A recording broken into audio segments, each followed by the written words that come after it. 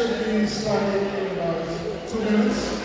In the meantime, there's a young man here who is going to be handing out some cards.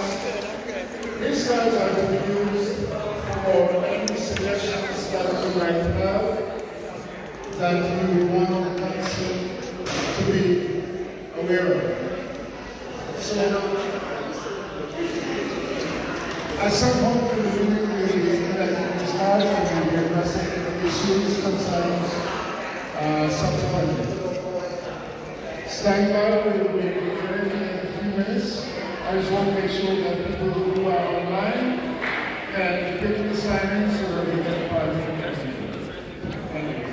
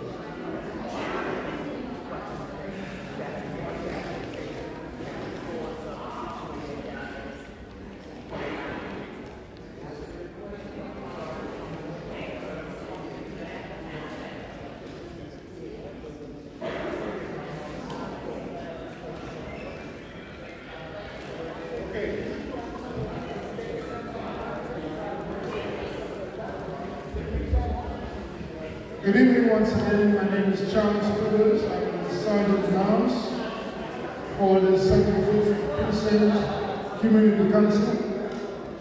I would like to welcome you all to our monthly general meeting. Before we start the meeting proper, I just wanted to go over some house rules. One in particular relates to how we use our time.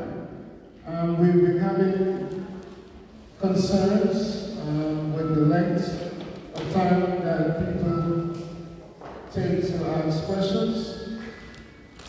I agree that your concerns need to be heard. We appreciate that you have questions, but there are other resources where your questions can be asked and answered, such as contacting your NCOs, contacting community affairs, or the executive board. So we're going to try our best to maintain a 2 minutes per person in making comments or asking questions. I don't intend for it to be mandated that it happens, but I'm just asking that you show some appreciation and concern for other people who might have questions or concerns that they want to raise. Lastly, just remember that your cell phone should be muted or turned off.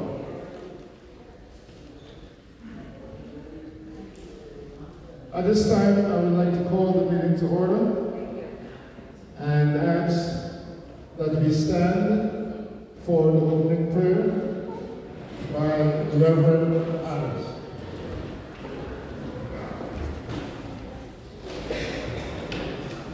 Good evening, good evening.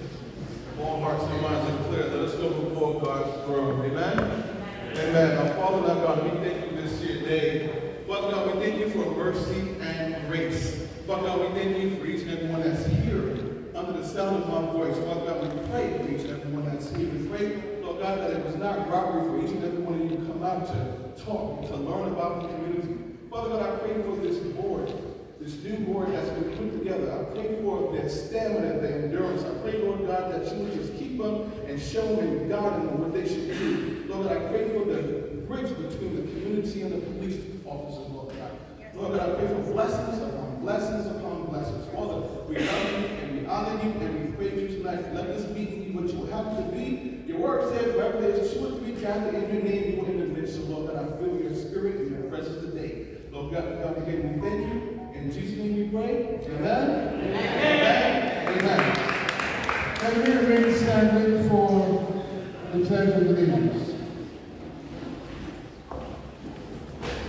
I pledge allegiance to the flag of the United States of America and to the republic for which it stands, one nation, under God, indivisible, with liberty and justice for all.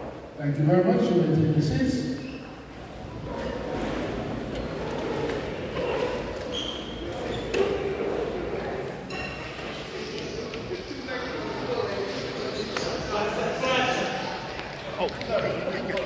At this time, I would like to turn the remainder of the meeting over to our President, Mr. Christopher Banks. Good night, everyone. Welcome. We will now move forward with the approval of the agenda. I would like the agenda approved by unanimous consent. Can I have a motion to approve the agenda? So moved by Ms. Fields, Jennifer Fields. Is there sufficient second? Ms. Fisher? All in favor? Aye. Motion carries. The agenda for tonight's meeting, October the 5th, 7 p.m. has been approved. Now we move forward with the roll call of the Executive Board. Myself, Chris Banks, President. Charles Stevens, Sergeant Jones.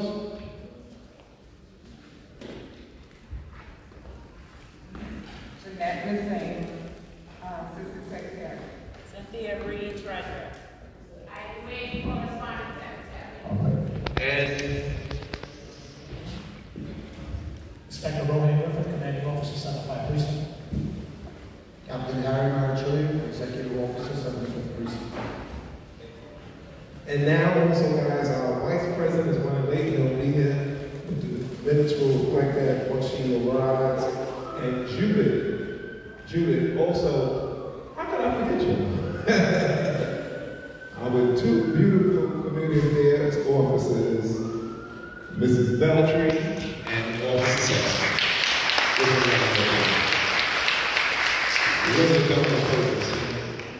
Okay, moving along, guys. So thank you so much, guys. And again, our recording secretary, Judith, hopefully will be coming along. She's running late. But we wanted to move forward on the agenda. And guys, now we will move forward now with the approval or the reading and the approval of the minutes.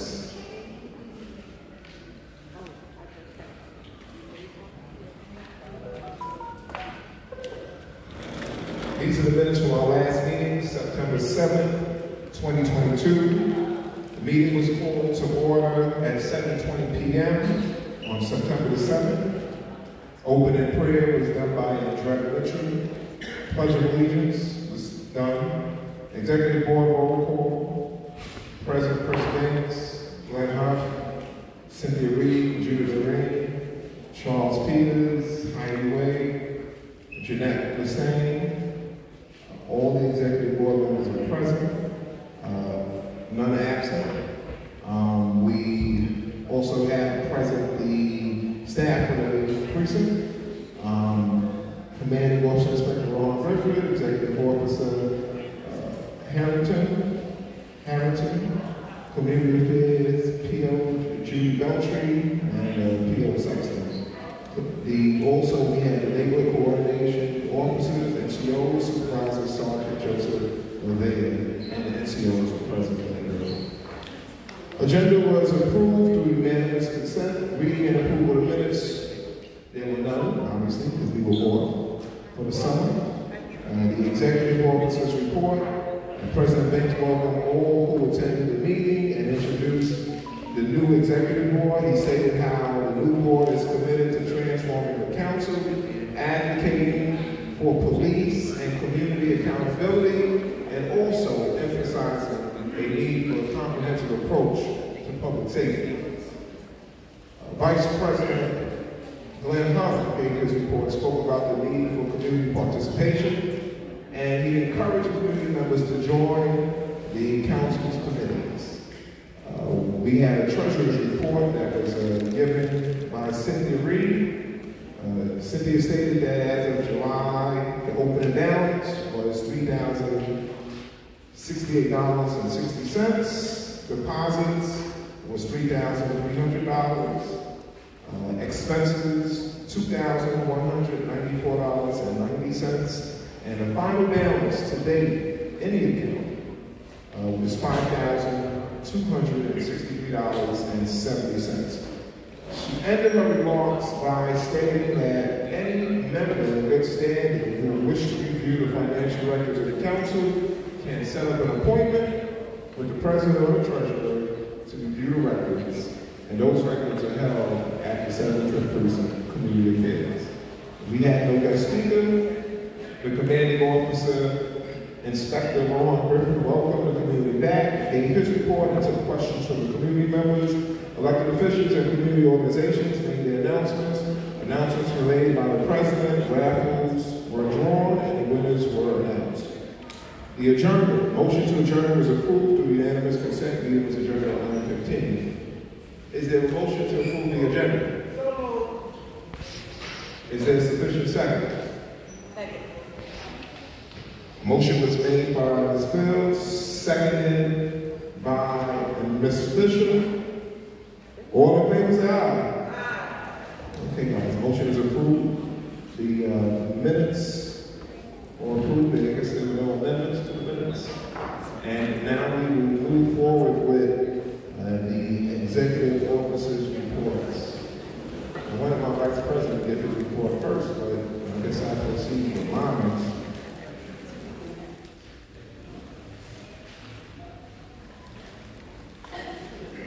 First of all, again, guys, we want to thank y'all for coming out. Give yourselves a round of applause for coming out to tonight's meeting. This is what our community looks like when we come together and we bring our issues and concerns here to the 75th Precinct. As we had stated, again, that one of the focuses of this council was to increase participation. And at our last meeting, we had an excellent turnout.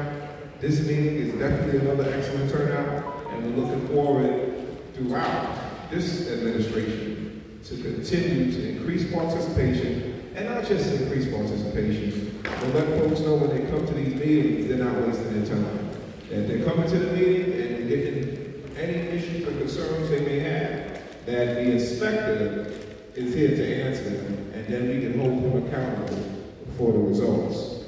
We are focusing again on community accountability and police accountability. That's going to be our focus, another focus. Also, guys, I wanted to highlight the fact that it seems like East New York got a little publicity just recently this past Sunday through this series called the East New York.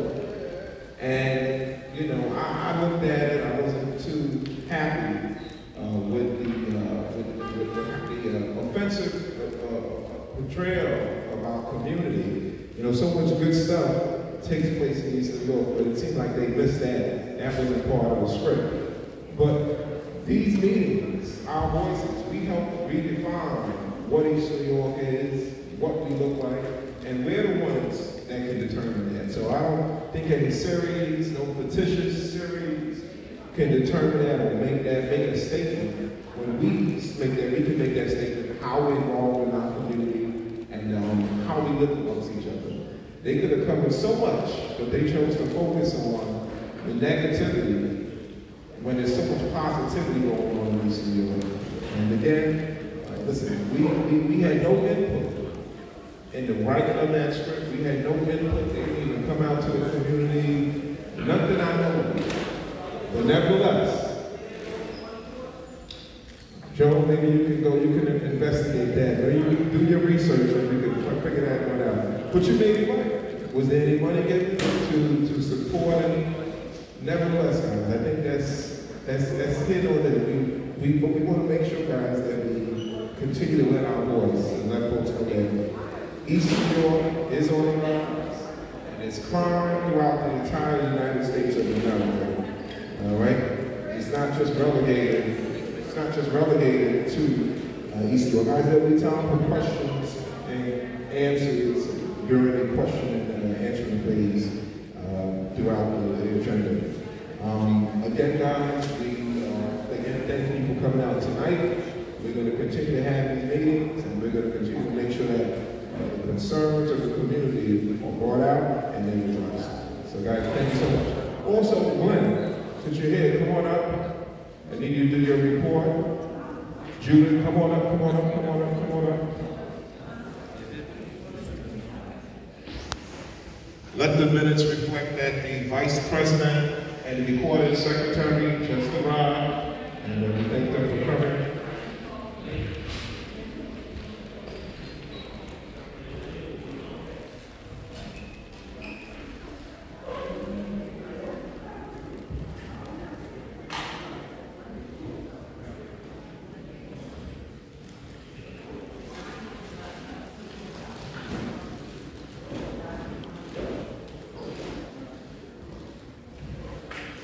And let me just add a little for Glenn before I call him up. We did something that has never been done for a precinct council here for the 75th. When we talk about community participation, as a council, we were able to galvanize folks from the community and organize 3 committees of about 14 folks who will be serving on this committee. It's never been done before. I don't remember, I've been coming to precinct council meetings for years. And it's never been done. So that's how you do. You gotta get the grassroots folks, the folks on the streets, to get involved in committees, and it can't just be done with the 5 board members. It ain't gonna work. So we got a host of committee members who are now serving on public safety, fundraising, and I think fundraising and special events committee. So again, guys, I'm gonna let Glenn go further into detail as to the committees, since he is the person overseeing the committees. Good evening, everyone. Thank you, Mr. Bates. Of course, you put me on the spot by walking through. Well, usually I am ready. As the person was speaking regarding setting up committees, we had a fantastic meeting the other night with the 3 committees that were set up for the council. And one of the committees that I feel is going to do a lot of work for us, this committee is going to be public safety, which we've taken on the homeless shelters, which, as most of you know, if you walk around New Lots Avenue, and most of them are standing behind you, walking with you, asking for money or something. So and how the area looks is filthy. So we want to get into the shelter and talk with some of the people that's in charge and let them know what we expect of them and what they should do with their people that's being housed with them. And this committee that's being set up by 7 people will do that. I will not call the names out, but I will call out the chair. Both chairs that sit on this public safety committee, which is Andrea Mitchell. Most of you know who she is. Just raise your hand, Andrea. And Michael Holmes that's sitting in the back, he's the co-chair. Also on our special events committee, they'll be working as well. We have a chair.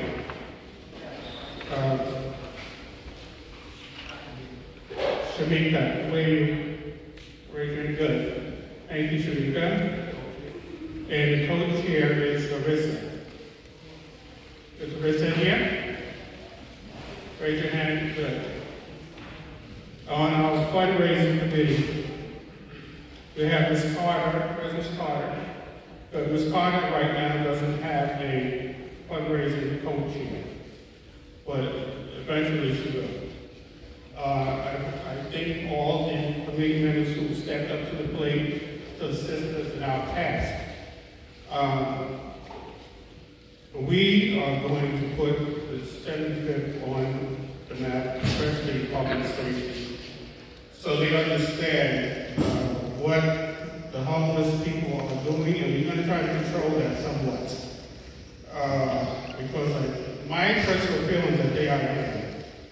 I mean, maybe you may not agree with me, but of course, again, I say everybody needs a place to stay, but you stay in your home, you stay, your home is clean. It's not felt the way you walk in the street at any corner, it's garbage, or whatever else is there. So, anybody else would like to join? We have some openings on our fundraising committee. We have 3 names available to put in place for whoever likes to join the fundraising committee. We appreciate it if you come in and join us to make it better for us. So thanks again and to the committees, and they will start to do their work starting next week. They will be on task. And they will be, I'll be overseeing those committees, and we will get the job done. And then next meeting, I will report to you what has been done with those committees. Thank you. Thank you, Mr. Mayor. Everybody around the board. Yeah. Okay, guys, we will now have the treasurer's report. I know Cynthia is running around 50-50, but we want you to come up here and take care of business and report to the general membership finances of the council.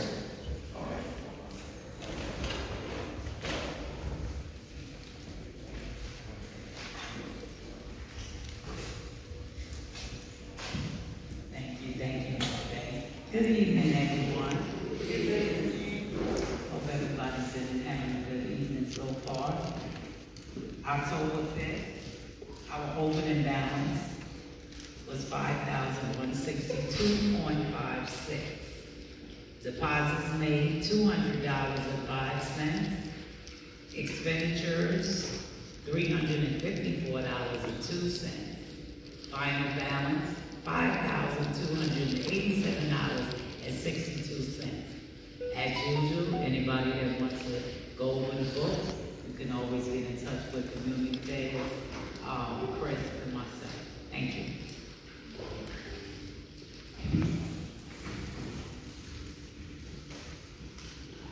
All right.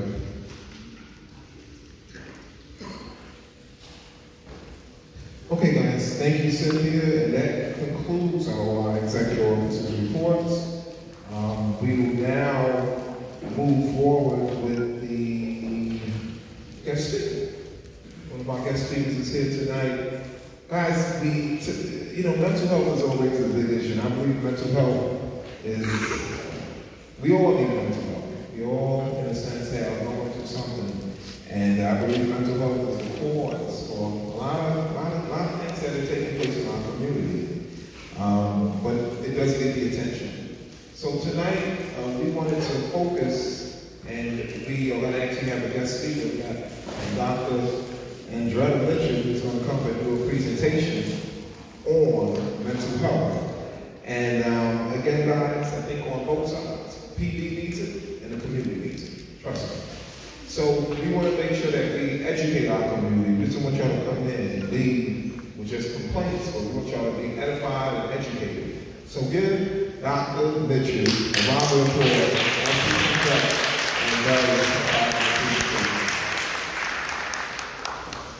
Every time I have the mic, I want to say praise the Lord, everybody. East New York, we made it through COVID. We made it through. Thank you, Executive Board, because this is important. First of all, I wanted to break the stigma of mental health in our Black and brown and our rural communities. Asking for help does not make you weak, it makes you strong. Going in to see somebody and talk about the trauma that you've been makes you strong. It's when you don't that keeps you weak. And we have seen an uptake in mental illness in this community and several other communities, on and on. And what we have been told as Black and brown folks, my age and older, don't tell nobody your business. And it is that actual business that keeps you in the trauma that you're in.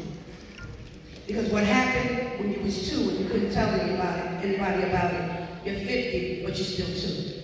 Because you're caught up in the trauma that was never broken, or you was never delivered from. Let's just define what mental illness was, because I heard I had to hit it and quit it.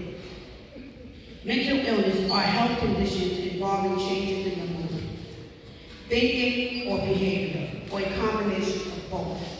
Mental illnesses are associated with distress and or problems functioning in social work or in family activities. We have seen it. We have breathed it, during COVID especially. The uptake in domestic violence. Anybody who beats people senselessly has a mental illness problem. Bullying is a mental illness problem because it's a controlled situation. We have to learn how to stop, and I think the sister said it today and I laughed when I heard her say it. We have to rethink our stinking thinking. We have to. If we do not get help, then we are lost people. And for many years, because the generation before us told us to keep our business in our house, it has manifested to our children. Because trauma is a generational curse. It really, really is. It is something that seeks a family and takes a family out of here. How can you not tell somebody that you need help? As a guidance counselor as well, when children come into the office, sometimes it's not about the child. It's about the home that they came from. It's about the knapsack of life that we have been living as black and brown people because somebody told us to keep it in the knapsack. So the knapsack just gets bigger and bigger and bigger. And we can't even move forward. We can't move forward because we don't trust. We are people that just don't trust. We don't trust, we don't want to tell people our business, but in my church, people like when I say I live very transparently because I am free. I am free. I am free of whatever trauma I went through because I went through it. But if you continue to make it your living room set that you sit on, if you continue to make it part of your living, the way you live, then it will take you down. There was nothing wrong with therapy. There was nothing wrong with therapy. There was nothing wrong with self-care. We have been told that. But our counterparts are getting help. Even our blue brothers, it does not make you weak. You see a lot in your day-to-day operations. You see things that we don't see. But there is help. And it's important to get help. How do you get help? See a therapist. Oh, I'm not taking medication. I'm not pumping medication tonight. I'm just telling you what works. After 32 years of doing this, I come from East New York. I come from East New York. Right? And I'm a doctor. And it's okay. Because good things and good people come out of East New York. Give it up to East New York. So we don't want to allow any TV show to define who we are. That's right. We know who we are. And I came up in the crack house with all of those little babies, with all of those IEPs. Those are our children. Those are our children. And a lot of them are sitting in right now and 20 years later. Right? So we got a lot of healing to do, but through connectivity, the healing begins. When you and I have these conversations, that's when the healing begins. When we do not live by, don't tell nobody your business. I can tell people my business because I'm leaving right there. What you choose to do is on you. Right? But we keep ourselves hostage by the trauma that we was in. And that is my specialty. Unraveling trauma. I teach it because I believe it. Because I'm a survivor. And when you are passionate about your purpose, you're good at it. So nobody has to tell me that I'm not good at what I do. Because I live it. And we have all been traumatized in one way or another. We just had COVID. Some people are still living like COVID is still here in terms of you can't go outside. Some people are still stuck in their apartments. Some people will not leave their apartments because they have suffered. We have suffered great loss. We have lost people that we couldn't even bury. That's traumatizing. That is traumatizing. To my sisters and my brothers in blue. I don't know what the psychological assessments you guys take or anything like that, because I didn't do my research on that, but I'm looking at you. And I'm saying that you are not weak. You go to this gentleman here and say, I need somebody to talk to, because what happened today, I can't handle it. Because we all know, statistically speaking, that black and blue alcoholism is uptake. We all know domestic violence amongst them. We know these things. So we have to shame the devil tonight, because we have to speak the truth. And the truth is that they go through the same thing we go through. And they see a lot more than we do. And they will probably told the same thing we were told. If you go and tell somebody that you can't work tonight because you're emotional, they don't think you're going to have their back, because they deal with dangerous situations. But the point is, help is here. Help is right in this community. I practice right here. I refuse, and I can go to Long Island. But I refuse to go to Long Island. I was a Harvard, and I can't go to Alabama.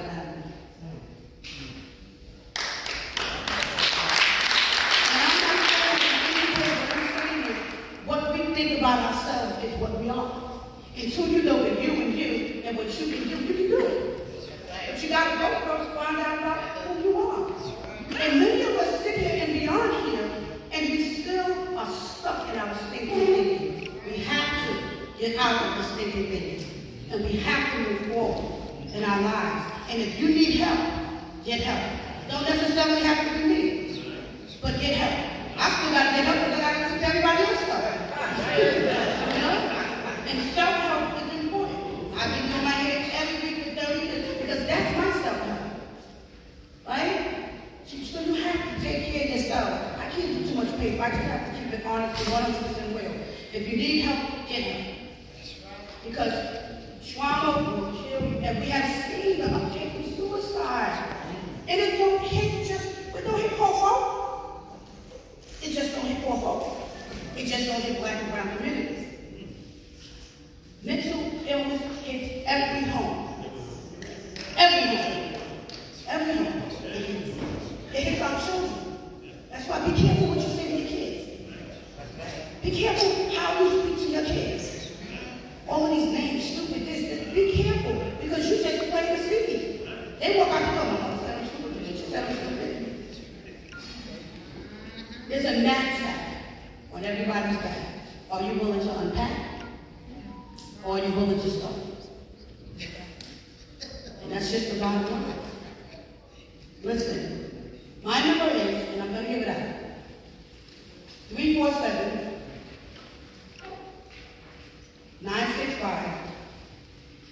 347-965-1912. Just use me as a resource if you need to. If you don't want to see me, I'm fine with that. I don't care. See somebody.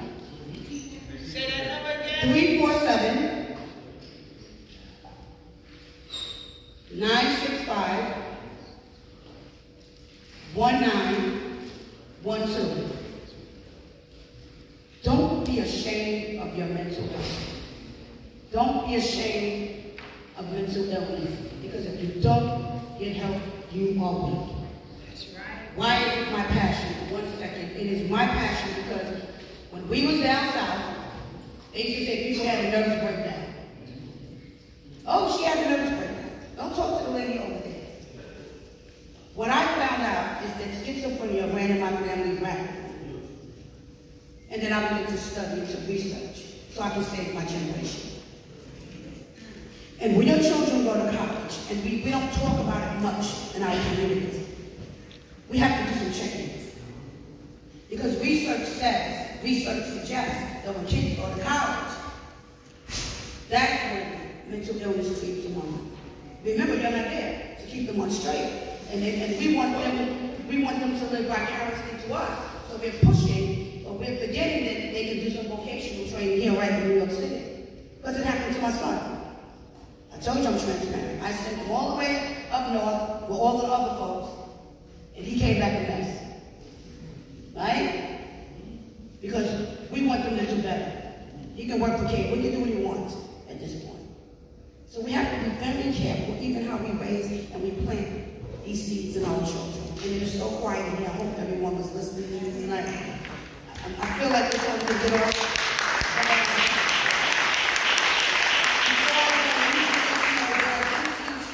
Psychology in seminary. Because let me tell you something. You can can go to the pastor, he can put some oil on you, and he can rub you down and speak some tongue. But until you are delivered mentally, and I'm not saying that against pastors because I'm a teacher. But let me tell you something. Take care of your mental health. Watch your children. I specialize in autism as well. Watch your children. Thank you.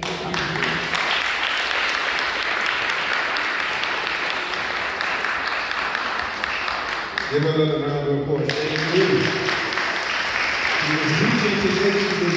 He was preaching really. But we definitely received everything, and hopefully folks can utilize the information she gave. But she gave her number. So listen, this is a resource in the community. Someone that lives in East New York, right here in East New York. I ain't gonna give you an address. Goes to church here, works and cares about the community. So we want to thank you, Andrea, for imparting that information. Hopefully folks in the community take it back. Just don't keep it when you go home. Take it back, spread it throughout the community, that there are folks in the community that can assist you if you need to talk to somebody. That's basically what it's about, a conversation about life. Okay, guys, now we talked about mental health. Now we're going to talk about our youth. We have a youth program here in East New York, actually all throughout Brooklyn. Mr. White, are you going to do the presentation, or is the CEO? Are you going to come on? You got 2 minutes to talk about the young folks and the program that you have here in the community all throughout Brooklyn. But you are a resident here in East New York, and I just wanted to bring in these are our guest speakers. Give our guest speaker a round of applause.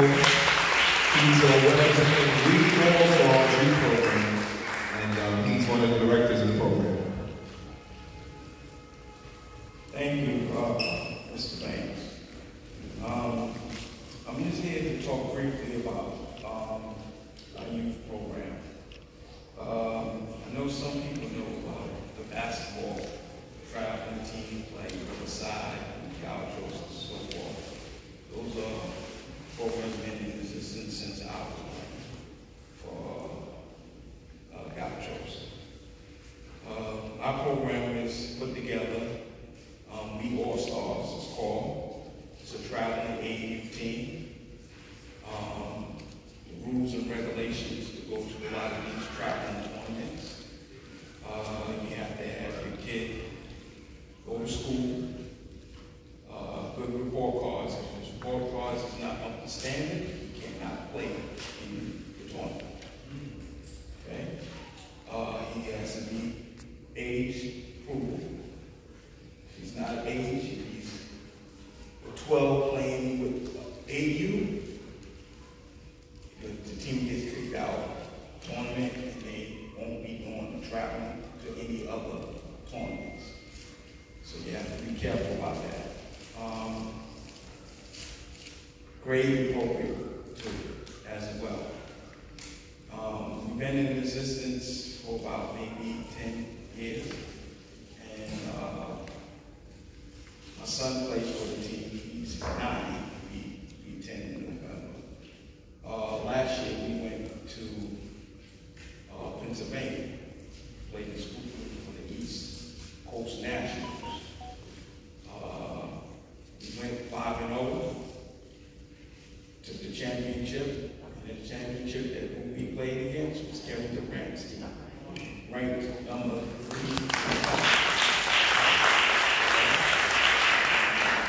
We took him out of here, we blew him out by 20-something points. We're not even ranked yet. We took them down. They tried to give us a little overall and stuff. Then we find out we were playing with them in the championship. They came over to us and sized our players up and stuff. But our players was tough enough. We came from Brooklyn. So we know what to do. We know how to handle it. So we went out there and handled it. So they're looking for us to come back. A lot of us traveling that we do, we fundraise. We go hard fundraising and so forth. So we've been to Pennsylvania, we've been to Maryland, we've been to New Jersey, we've been to Connecticut. So they've been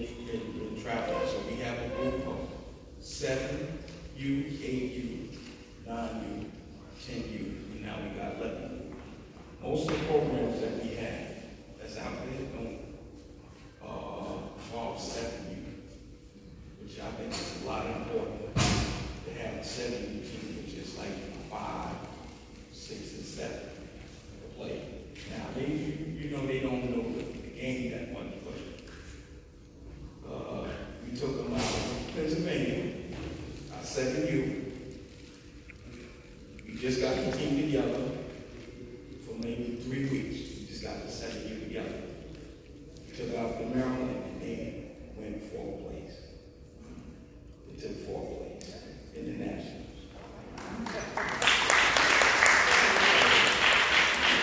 We work hard with these kids. We don't have a gym that we have, but we rent it and do fundraising. We pay for gym time and we work on the practice room, work on the fundamentals and stuff. We also want to work on their minds. It's very important to work on these kids' minds. You see what's going on out here today. We all see what's going on out here today. And we got to work on these kids' minds and keep them engaged in something activity-wise. To keep them into schools, good schools, and get them good education so they can have productive lives. And that's what we're about. You all start.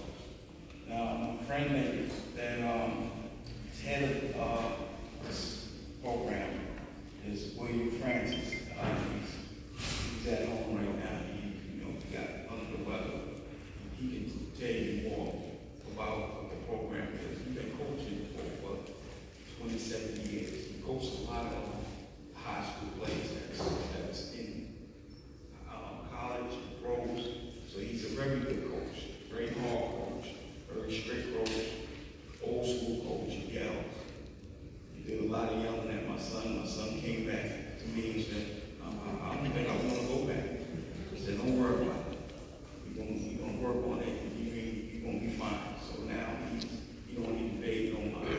It's something that, it goes to 1 year, come out there and keep it. But that's what I want to say about our program.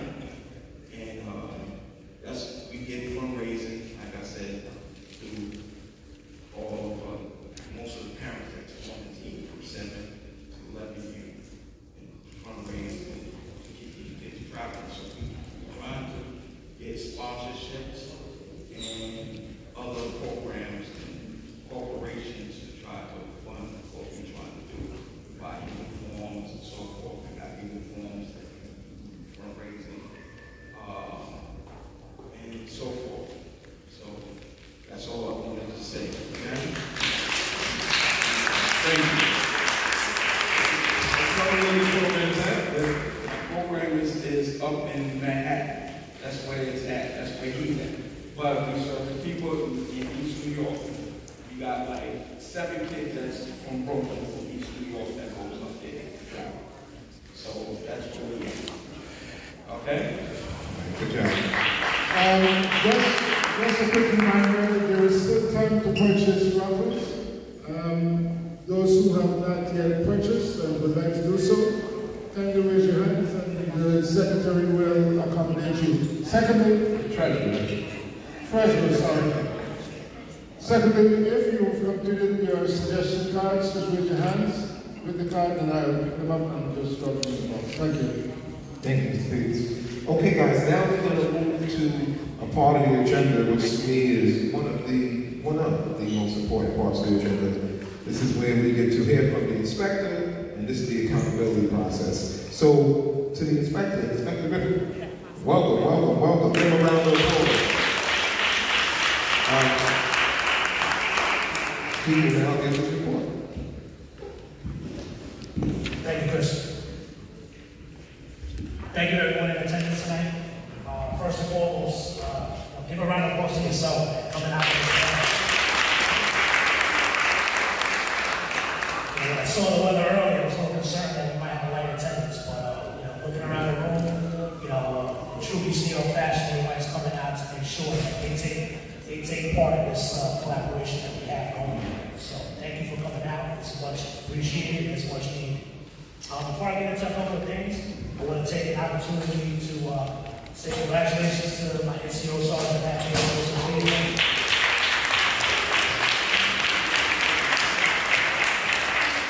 He was actually promoted in this last promotion ceremony this past Friday to Sergeant Special Assignment for the great work that he does for the community.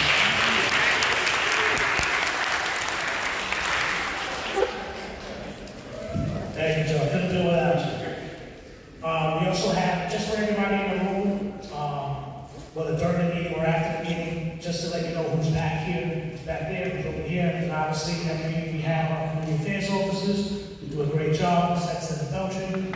We also have crime prevention officer Fitzgerald Manager. We have a representative from NCOA, P.O. Receivers. We also have four of our YCOs off.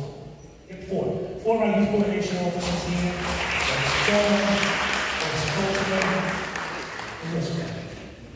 We got the Susan back there, we got the Caballero back there, and then we have two of our domestic violence officers, Officer Andretti and Officer Susan as well.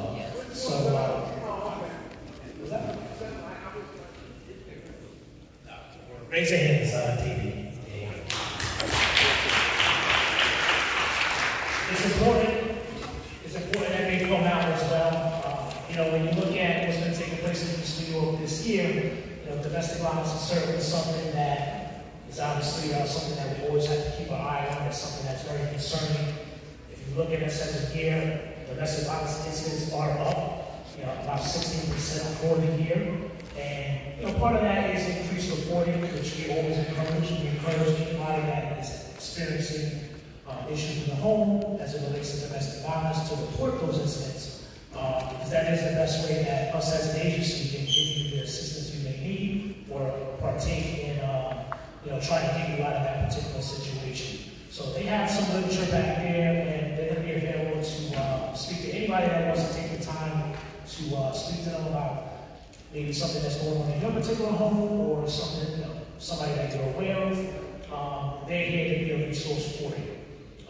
We have a whole unit dedicated to domestic violence issues, supervised by a wonderful Sergeant Mannix, and they're here to make sure that if you're in a situation that you need to be out of, to steer you in the right direction and help get you the resources that you may need. So please utilize them. That's what they're here for, and I encourage you to do so. And anybody else that you may know.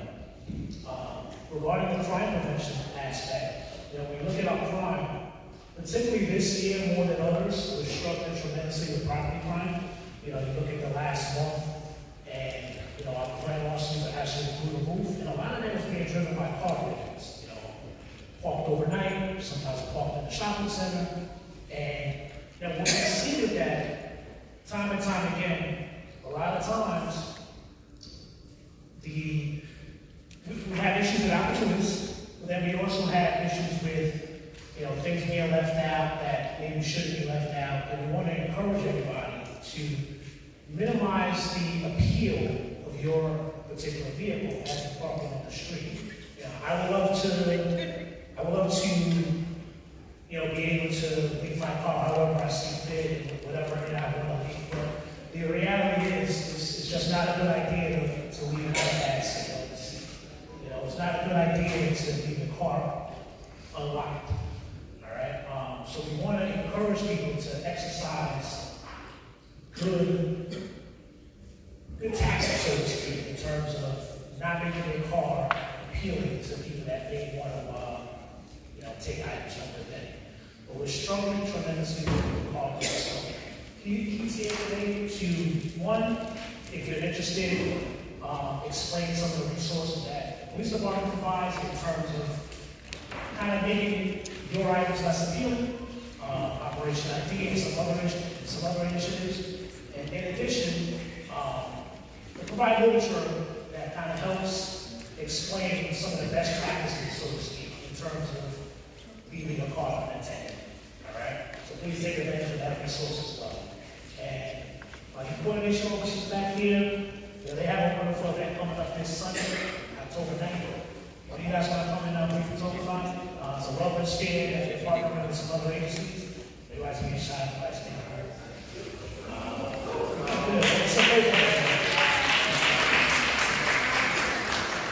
This is taking place this Sunday, on October 9th. All right? And it's going to be from 11 to 4, and I'll quickly run through the program. Good evening, everyone. This is organization of youth officers and youth policemen. It's sort of sponsor. I have no idea what this is happening, but I'm triggered. So it's going to be like a mental health and wellness type of fair. We want to be during the meeting for the youth, but their parents and everyone is invited and welcome. suggestion added to this flyer that will be there. People are coming from different venues and backgrounds. We're going to have vendors that are going to talk about mental health. We have a panel with questions and answers at the end. We're going to do a community mural at the end. You order the canvas and the paint and everything. And I guess just general questions and concerns that people would have if they felt uncomfortable with voicing it openly. We're going to have like a box, sort of like for anonymous questions that they could be speak with the lady who is also moderating it. She's really good at mental health and things of that nature, and dancing. And you also have one of the explorers who do a song for us. And that's why she's an explorer downstairs, and we know her. And yeah, that's all I got for that right now. But many things will come to me after this, of course, but right now, I'm getting out of what I see.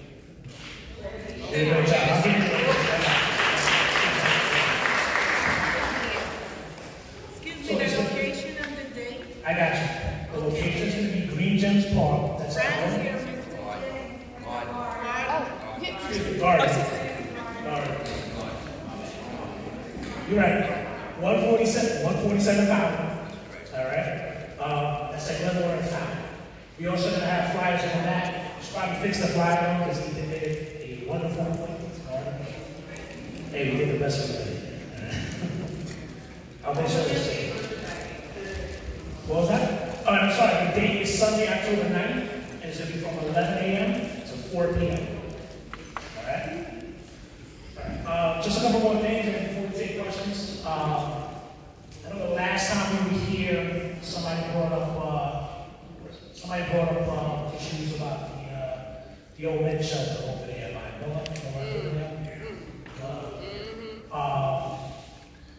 So I went back out there and took a look at 100%.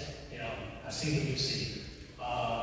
So what we're trying to do here, obviously when you look at the issues over there, and some of the other areas in the command as well, a lot of that is going to require services beyond the police force. So we're definitely seeking to collaborate with relevant agencies as well as community-based organizations and so forth to see what's the best way to tackle this and get other people involved. So we already put some feelers out to PRC, which we call it ICL, and some other agencies as well, and organizations as well, to come out and assess that area. Not just over there, but also over by St. Playground, Blue Eyes of Cleveland, that whole area over there, in which homelessness and mental illness and some other issues is evident from walking around and patrolling the area. So we're going to keep trying to bring other people in, because that certainly should not just be the NYPD or trying to address that issue. We're not always our way out of that problem, nor should we. All right.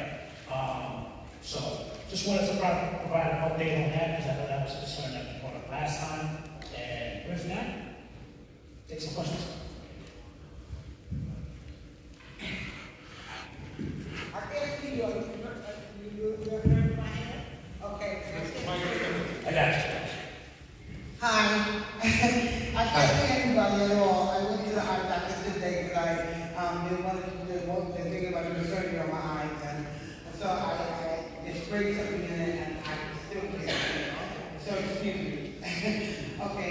My name is Paulina Alston, and I do have a question, but I just want you to know I'm new in the neighborhood. I live in Brownsville, at 7th Avenue, to be exact, behind the hospital. And for about 30 years of my life, I've been suffering with mental illness. And it wasn't until I became very extremely transparent with everything that had happened to me from 2 years old all the way up to today. So that's why I'm free and I'm recovered from all that. So,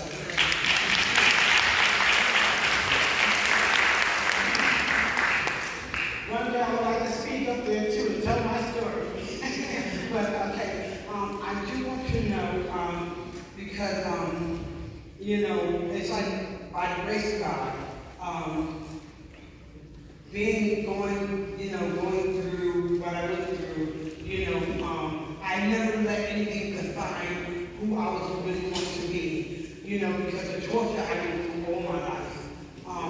two recently, and still kind of going through, but it was like I kept questioning God. I was like, do people want me to be a murderer? Do they want me to kill myself? Do they want me to start beating people up? Because I didn't have a fight in my life. So, but, I mean, just to talk alone, you know, and I wouldn't talk about it, you know, and my friend here made me talk about it, but let me just go on. Okay, fine. Okay, so anyway, I want you to know, like, I don't have an organization or anything like that, but would it be okay if I would donate to NYPD personally? Because when I was homeless, I saw them praying for the people and like really being there for us out in the streets who, when like they're really trying to help homeless in a big way, and I respect them totally. So I want to know who can I talk to actually, you know, take the little funds that I get right now, you know, and put aside in the budget to actually donate something towards NYPD.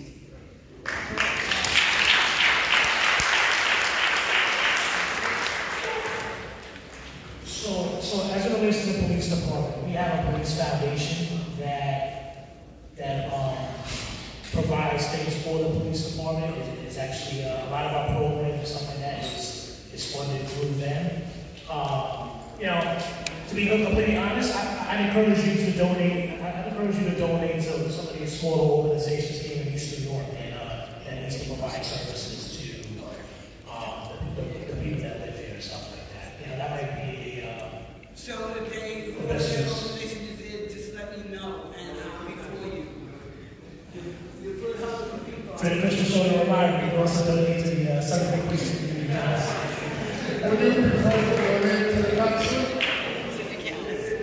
Would you prefer to donate to the council? Yes, ma'am?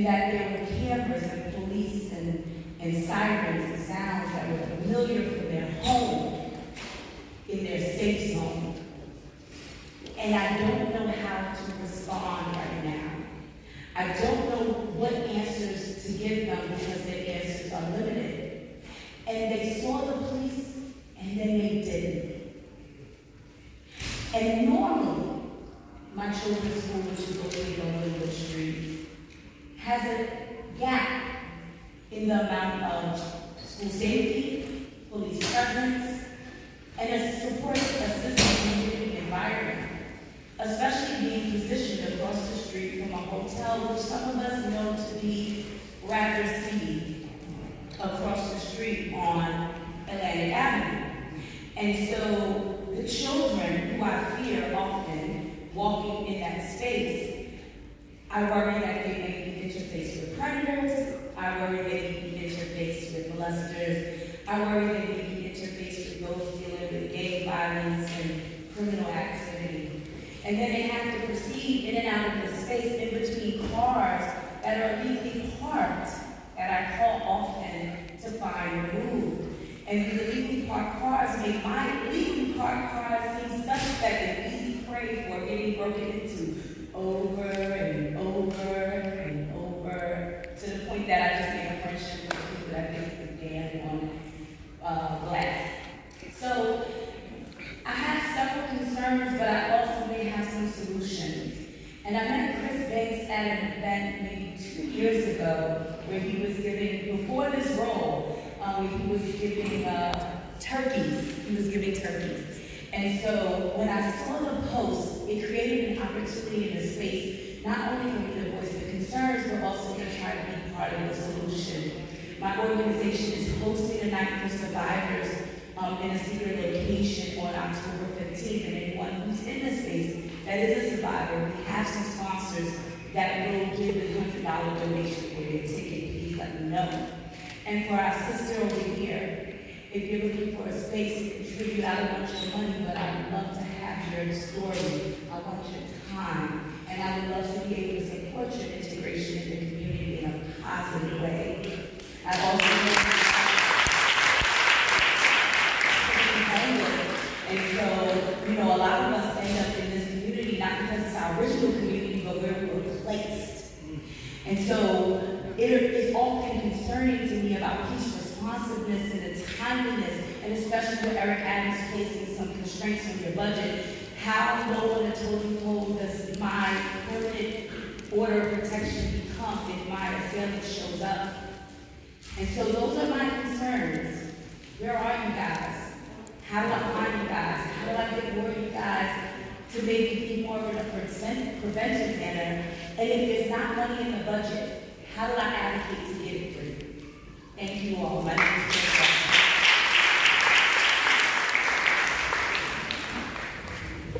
All right. Good night. Is this your first meeting?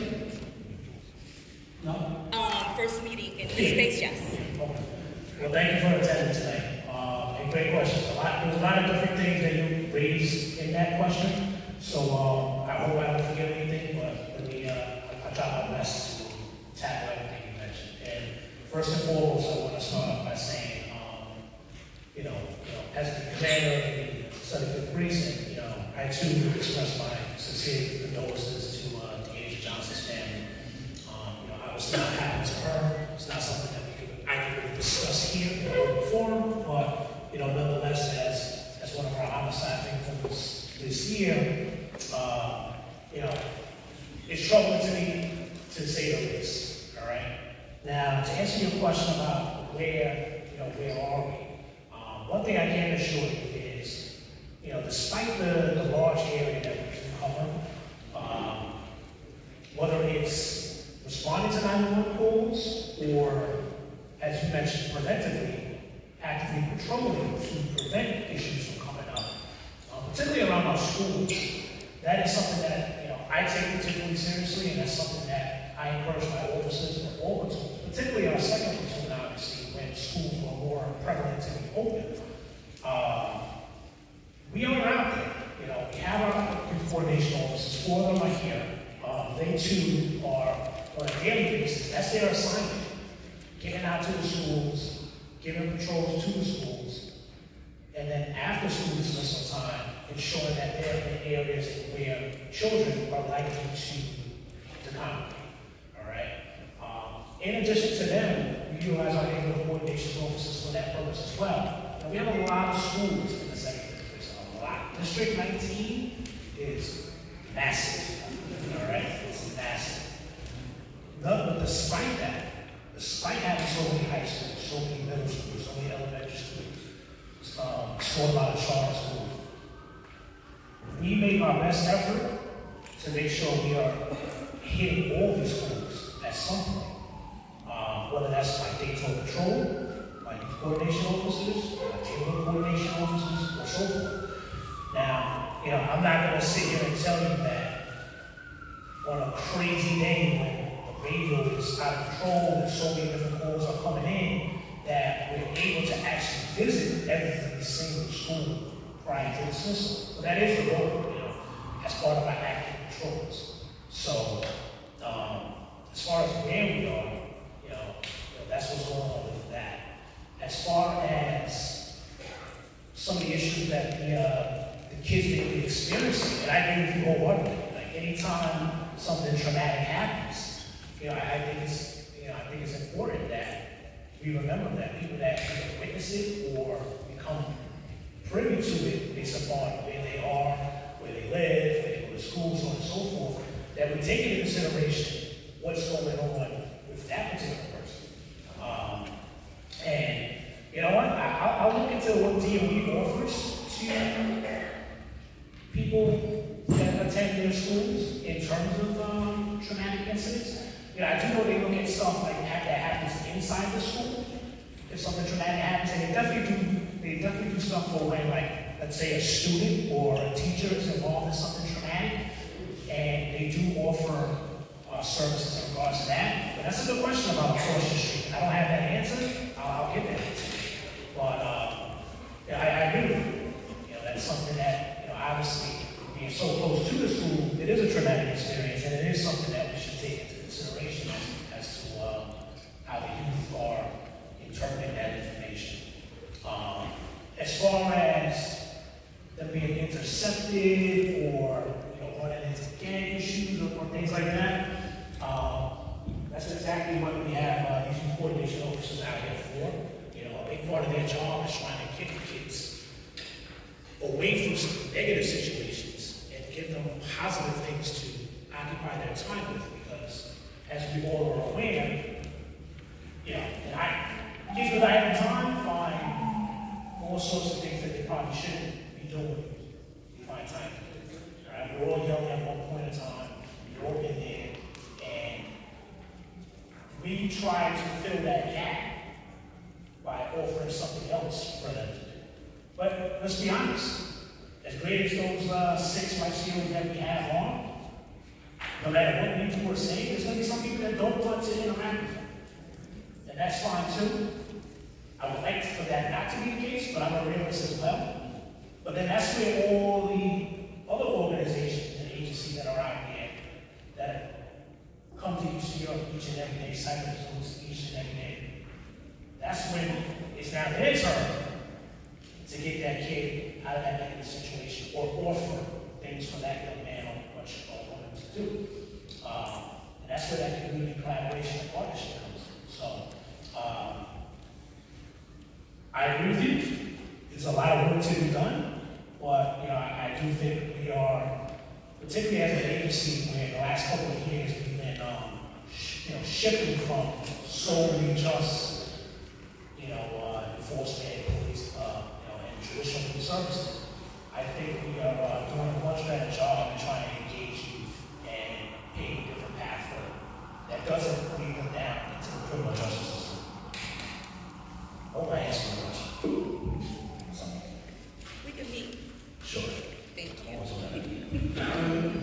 Ladies and gentlemen, while your questions are very, very important to us, we ask that you appreciate the fact that everybody would like to be answered and heard.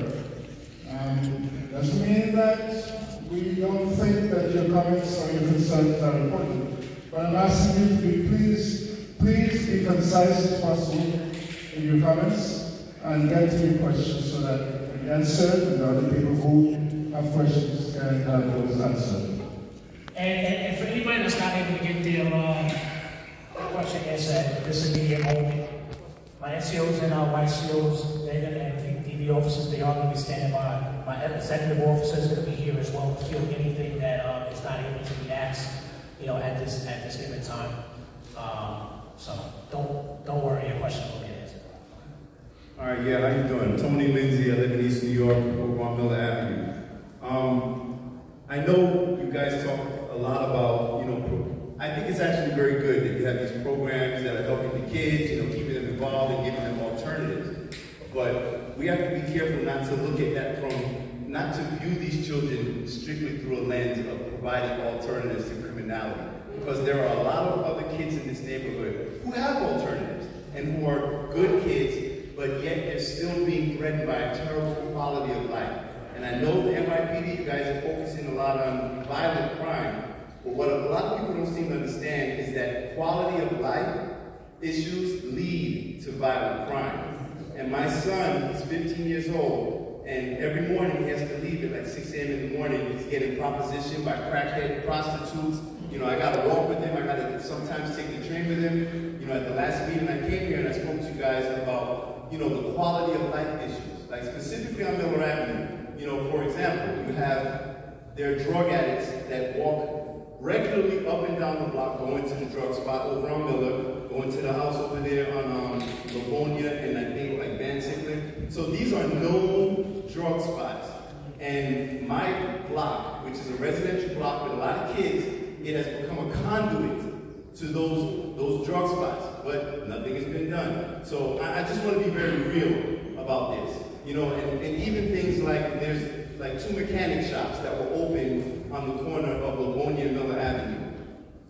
Those shops have like at least 10 to 12 cars parked on the street with no license plate. They're like, half of them are like stripped down, but nothing happens. I don't see a ticket, I don't see a toll, and then what does that do? It forces us to drive around the neighborhood looking for somewhere to park, and then crackheads break into our cars. So my question and my issue is, I know this is supposed to be like a nice community thing between us and the police, but we need to see more presence, because since the last meeting, I have not seen more presence and I haven't seen any change. And I understand you guys are going to say your hands are tied a little bit because of the policies. And so I would challenge everybody here for the next meeting. I noticed that there's a few more people than last time, but there's something that I always notice with these meetings.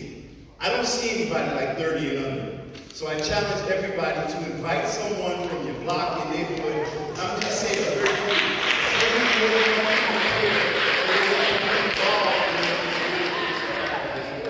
Sorry to go so long.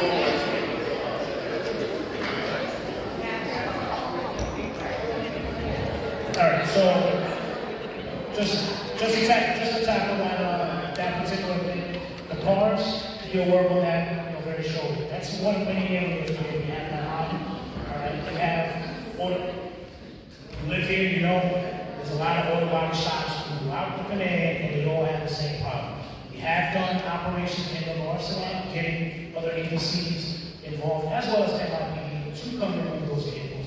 Depending on the condition of the vehicle, it may be an NYPD tow, it may be a private tow, it may be a sanitation tow. So you're talking about issues that goes beyond just the police department. So that's why I was talking about earlier about that collaboration and bringing in other agencies and resources, because a situation like that, you do have to work with other people. But gave me the address for that mechanic shop, Sergeant Weaver, he got it, he already took notes. We'll hit it. We use better terminology. We'll visit that location very shortly. Miller, I told you last time, I'm very familiar with the conduit. Same thing with Livonia and Sigmund. I'm gonna be straight up. I can't speak to everything that's going on over here in the open forum. I just can't do it. But what I can tell you is we are aware of the issue, and I am actively working to do what we can from a police department standpoint on that issue. And then going back to the collaboration and trying to, because once we do our part, what happens after that, once that case is over? I would like to see a time in which we do our part, then somebody else now comes in to kind of continue to follow up, so that same person isn't that big doing what they were just doing, 3 months prior. So I'm going to be honest with you, we hit the same locations over and over again. You mentioned a couple of drug houses. The police department goes into drug some of the same drug houses over and over again. How do we stop that beyond arresting them over and over again? You know what I mean? Like it goes pretty far. It goes pretty far beyond that. We're gonna do our part. We're gonna do our part in terms of identifying those locations and arresting those locations. Yes. More block associations, get people to form and organize more block associations. I don't disagree. Listen, we have to have A block association. This is a collaborative effort. I can assure you, the NYPD, we're gonna do our part. We're gonna make those arrests. We're gonna do those search warrants. Once we establish our probable cause to get a court authority to enter somebody's home for those issues, we will do that. What I want to see, though, is that not now come back. I want to see that not now come back. But, like I said, we're going to continue to work on that stuff, all right? We are working on that stuff, all right? There are things in the works in a lot of these areas of East New York, and we're going to continue to push forward in that regard. But like I said, I want to see what takes place beyond. So we're not going back to the same location over and over again. What was that? That we will do. That we will do. Good evening, Inspector. My name is Pastor Ishmael. My congregation is located on 2929 Fulton Street between Ashford and Fulton. My concern are two. One is the shootings that occurred a couple of weeks ago. The young man that was killed. This is not the first shooting that we've had in the last 4 or 5 months on Fulton. Is there a possibility? I know in the past we had foot patrol policemen going up and down Fulton. Is that something that will you consider actually returning back onto Fulton? Now, East New York is big, I understand, but that's a big concern because it's, you know, especially on Cleveland, it's very hot coming down from the train station. Like the young gentleman just said about his son, up and down Fulton is just bad. The summer was it was a little better, but the noise pollution regarding restaurants, it's another concern. You know, I understand the restaurants are a restaurant, but when they open up their backyard, there's residential, and it's just on until midnight, which is, you can call 311 all you want, but nothing's done. We need, you know, so those two things, the foot patrol police, regards to the crime or the shootings that are happening in Fulton. We have a lot of elders in our church going home. We have to actually walk them, which is, you know, for ourselves, even our kids. So those are two concerns. And I'm also part of the clergy board of the 75th. So if any part we can sit down and talk, I know Officer Beltray, I know the community board affairs also. So if there's a possibility we can get something done, I'm here to work with you guys. Sure. And thank you. So we do have foot patrol in Fulton. It did go away for a couple of weeks. So we have what's now called FTU, Field Training Unit. All right. We share these officers with 3 precincts: us, the 73rd precinct, and the 81st precinct. So for the last couple of weeks we didn't have them, but they are back in the 75th precinct now. They are on Fulton. So we do have full cops on Fulton as of this week, actually. All right. They're out there right now. All right. As far as the roving patrols on Fulton, that is something that we have resumed as well, between us as well as our strategic response group, who's also patrolling the 75th precinct. I generally do have a car working at Fulton for many of the issues that you brought up. You're welcome.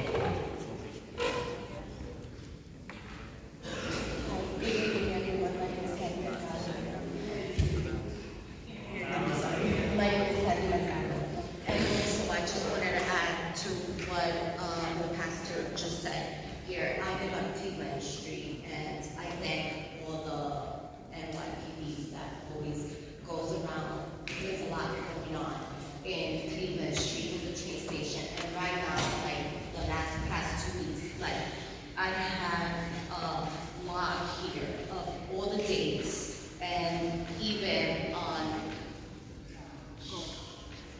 It's just ridiculous what goes on only in one day. So we need more civility. We need people out there, and I thank you guys so much, when you come around to our community. But we need to see you guys out there because there's so much going on. With the shootout that just happened on Ashford and Fulton, it's beyond, and it came from Cleveland Street. It started there. So between the restaurants that are there, that us as a community, we should do something about it, because when we have all these restaurants playing music until 4 or 5 o'clock in the morning, and they're taking our parking, and they're doing so much in the streets out here that there are people that they don't even belong in our community. We should all get together and speak about that also. But thank you so much.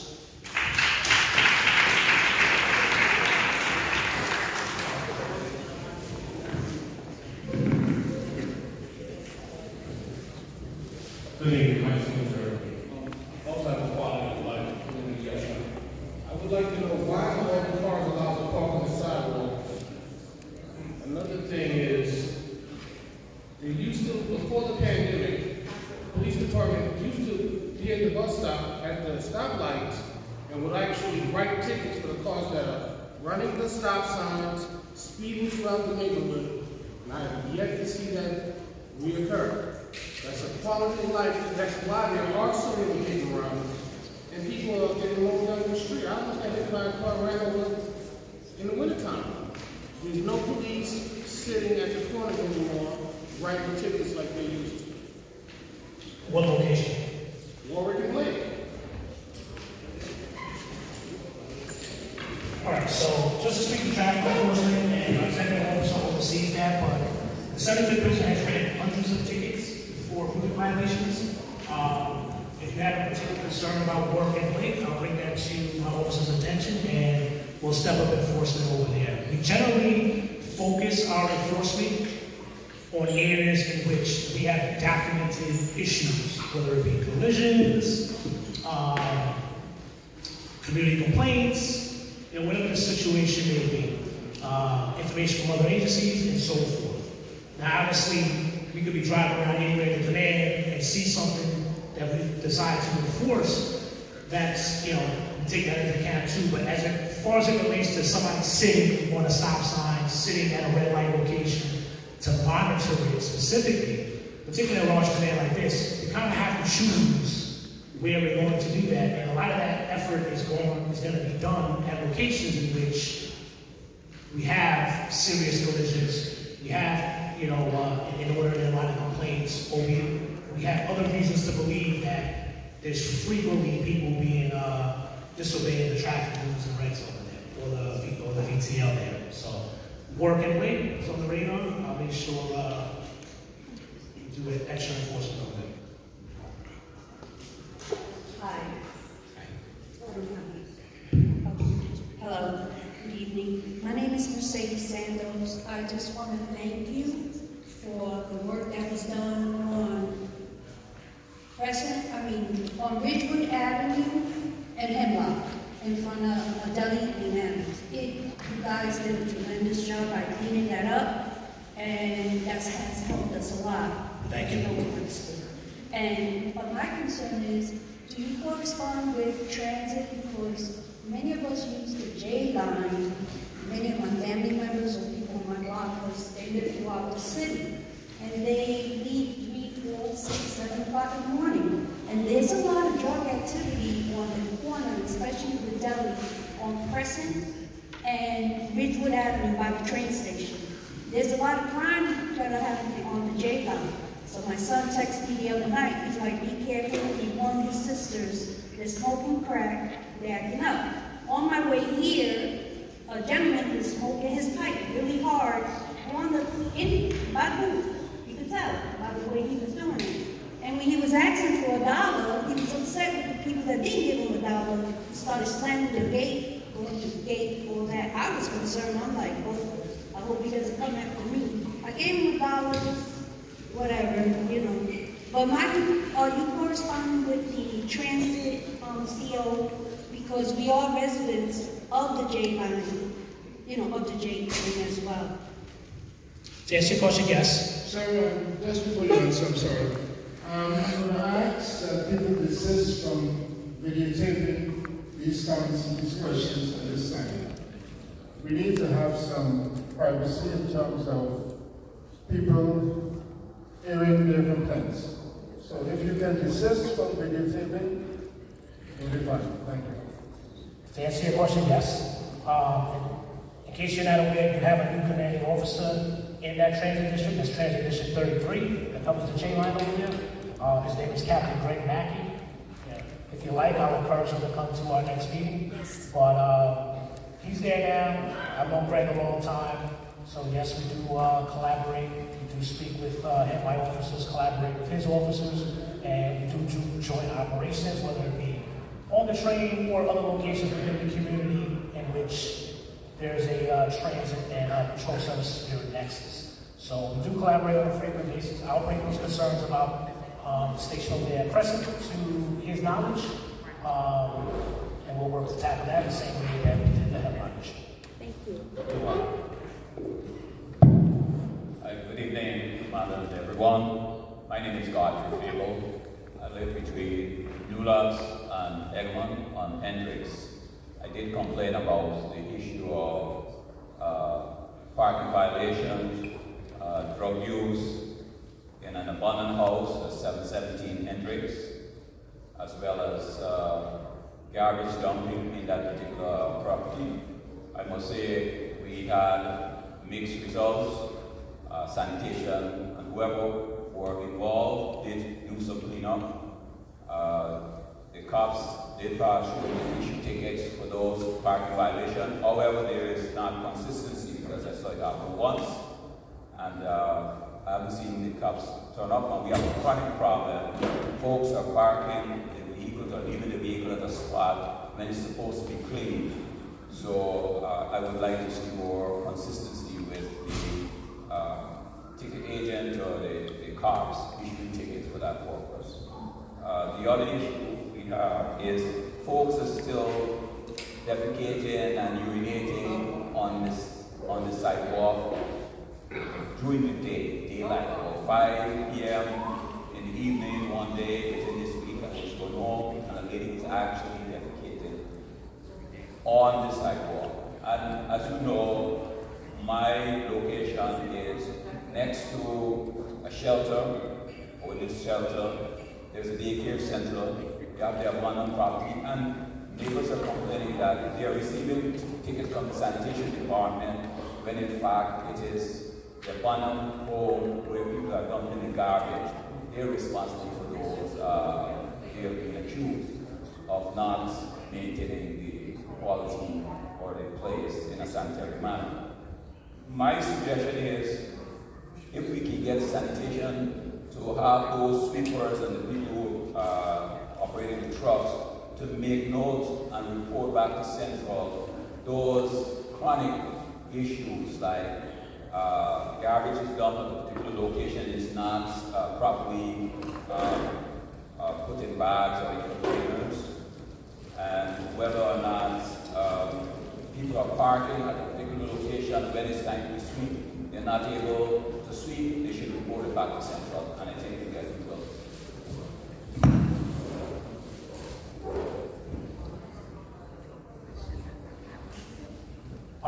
Thank you for that comment. As far as a lot of the issues you brought up was obviously sanitation related, and I know we've mentioned at prior meetings about utilizing Community Board 5.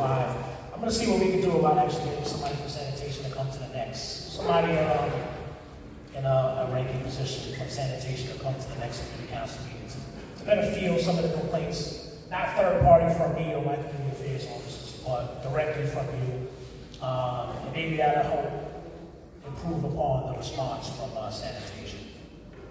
So we'll work to, I'll work to see, I can't make a promise that, but I'm going to do my best to get a good representative from sanitation to come in. We have some elected officials here as well, maybe they can push for the issue as well. But we'll work together to get somebody here that can feel some of these complaints. Good evening, my name is Jennifer Fields, I live in Section 8. Our NCOs are always displaced or misplaced in other sectors, but I ain't gonna cry about that because I know we listen to big command. I just want to say that I've noticed the change in how our community is being policed in a more respectful manner than it has been in the past. I want you to know I have noticed that. We are noticing that. And we appreciate that. Okay, that we are being respected by the police who are here to serve and protect us. So thank you. Okay, we're going to respect and respect you. We're going to do our best to try to respect you at all times. It's not always easy because we're going through some stuff. Okay? And that's just how it is in New York. We're the biggest command in borough, all 5 boroughs. Okay? And the next thing is this East New York movie thing. I got a problem with that in the sense that who did they collaborate with when they did it? All right. However, I did have a different take on the show. They demonstrated the new policing model. Okay, but also there was a woman of color as a CO. Okay. 7-4, that's what it is. 7-4. Okay, so there's a lot of things going on. The collaborations with other agencies to police is a great thing. It should have always been happening. It wasn't happening. But no command is only as good as its leader.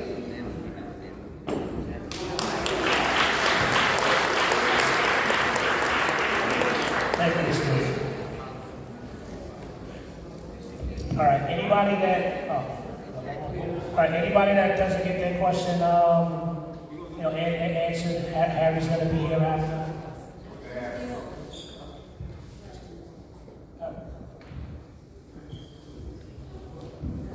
I think it's important, like I said, I live in East New York, I'm 55 years old, I'm a second father, 15 old. And I just found something out this year that you guys have programs for the kids. Like my son play basketball, I'm a hard time to get my son all the positions. You guys have my son out there cleaning the feet. There's a lot of programs out here that we don't know about. Yeah, like I said, you guys have a lot of programs for the youth that a lot of people don't know about this. I'm 55. My son lives in Cities 2. I just found out that you guys have basketball team. You guys have my son out there cleaning graffiti. I can't even do the wash dishes. And he enjoys going to the precinct to do these things. But a lot of people in this community don't know about this. I think you guys are educated. Inspector, how many more questions can you? Okay.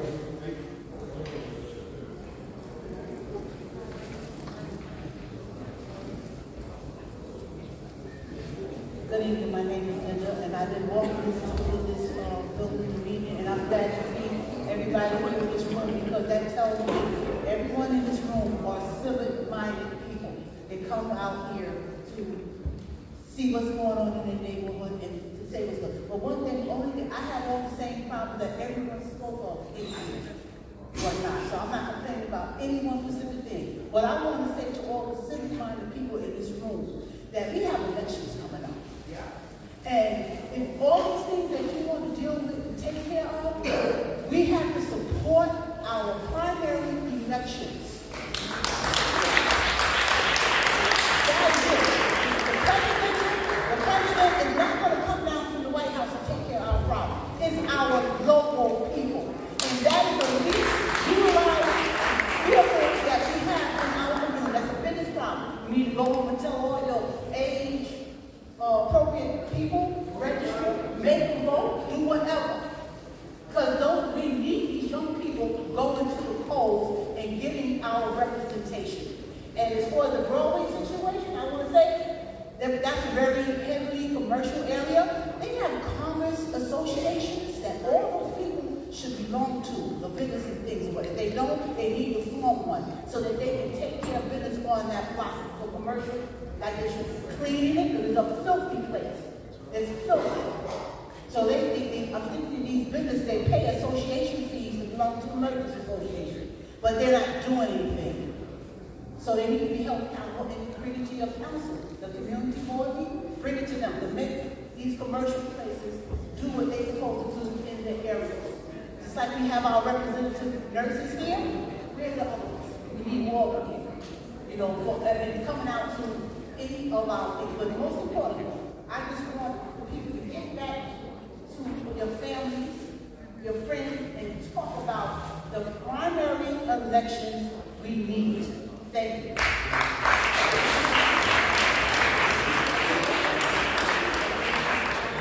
Thank you for your questions, comments. You're reminded that there are resources, the NCOs, community affairs, the council, that can address some of the things that were not addressed this evening. Thank you.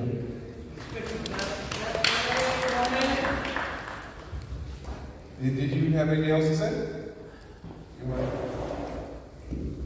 Let's hear his questions. Yeah, my name is Damian, and I'm a little concerned about this young man taking videos and pictures. I'm pressed. We are talking sensitive stuff here. I don't want to become like this. Independent press. I have my badge, but I'm a press, all right? People faces. Well, I'm pressed, all right? I'm pressed. Hey. I think that was addressed.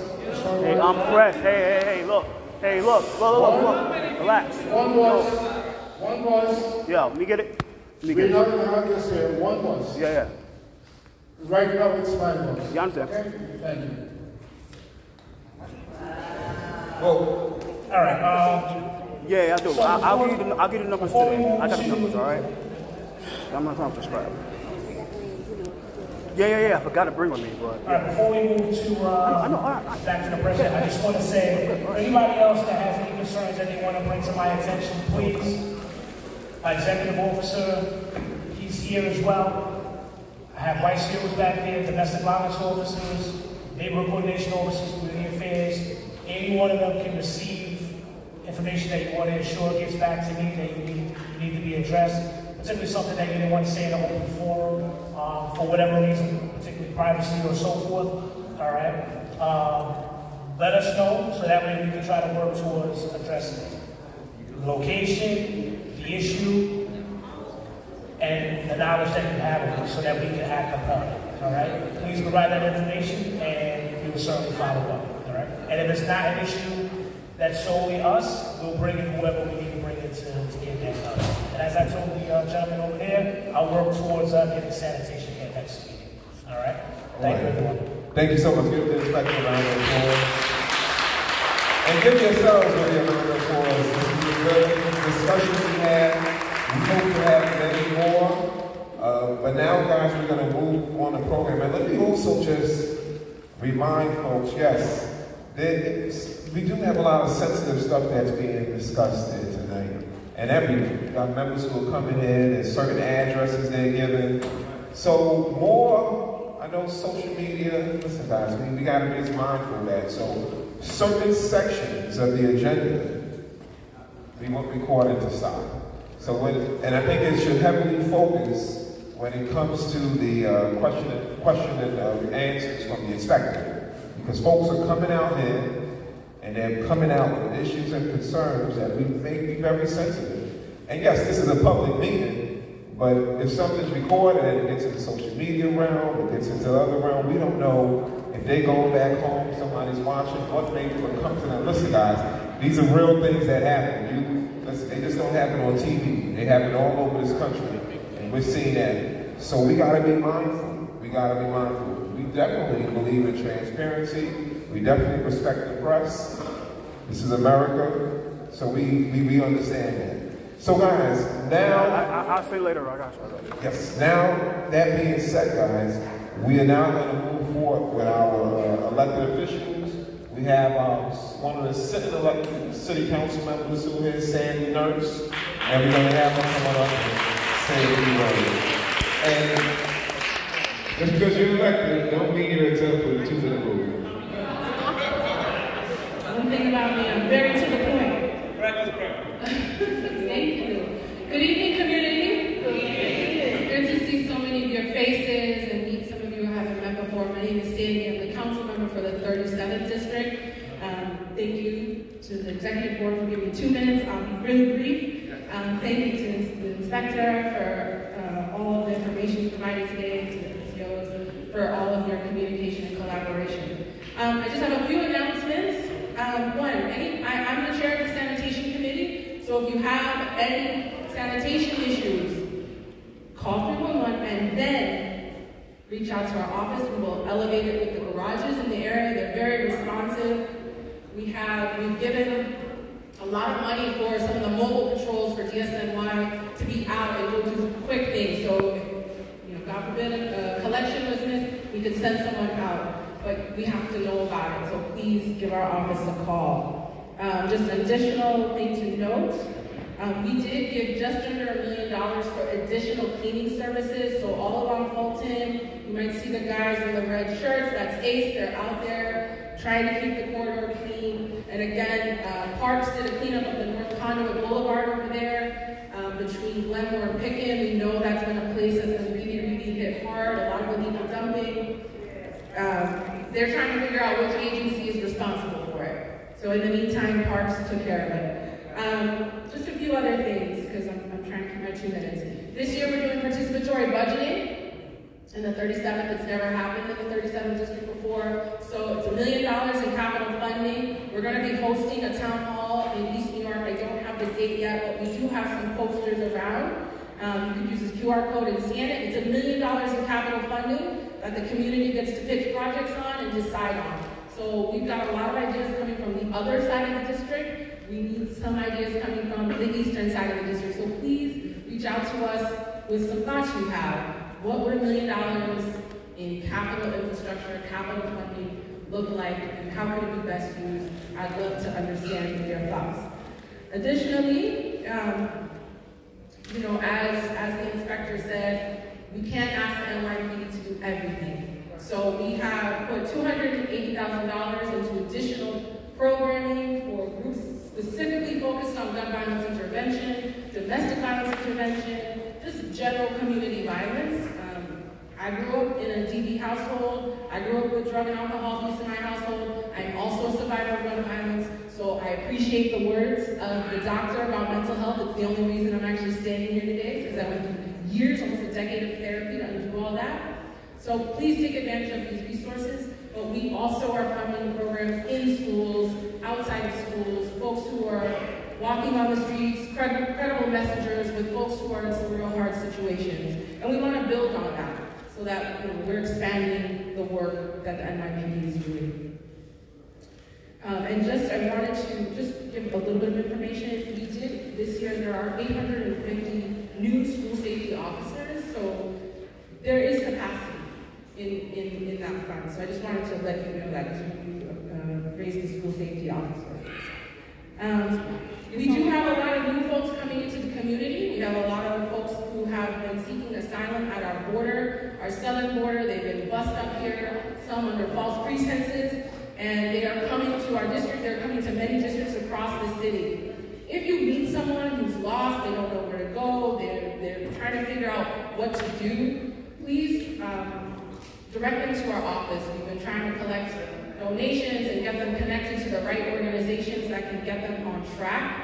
It's a humanitarian crisis. This is a political humanitarian crisis that's going on between the southern border and other cities, and unfortunately it's having an impact on our community. We want to extend our compassion to folks who have gone through really hard things. I know many of us have family members who came to the United States under similar circumstances. My father did. So we want to extend our compassion and empathy, and I also understand that it is a big change. So please direct them to our office. We'd be very happy to support. And then the last thing I want to say on a quality of life note, we do have 5 bills that look like they're going to be passed in October, which we hear we're on track, and it's our rat action plan. It's a set of 5 bills to address the rat and rodent and raccoon problem in our community. I'm really, really excited about it. It'll be my first set of bills that I get to pass. And we have a flyer about it, so I'm not going to sit here and break it all down because there are 5 pieces and they're very, very specific. But you can read all about it. It's in Spanish and English. We hope to pass that and start to chip away at some of the rodent infestation issues that are happening in the community. So again, please reach out to us. We're resource. Our office is at 1945 Broadway. We're right behind Broadway Junction. We're next to the Tombstone Shop. Nobody comes there. Please come visit us. We'd love to have you come by. It's a dark place. It's the place of the former two council members.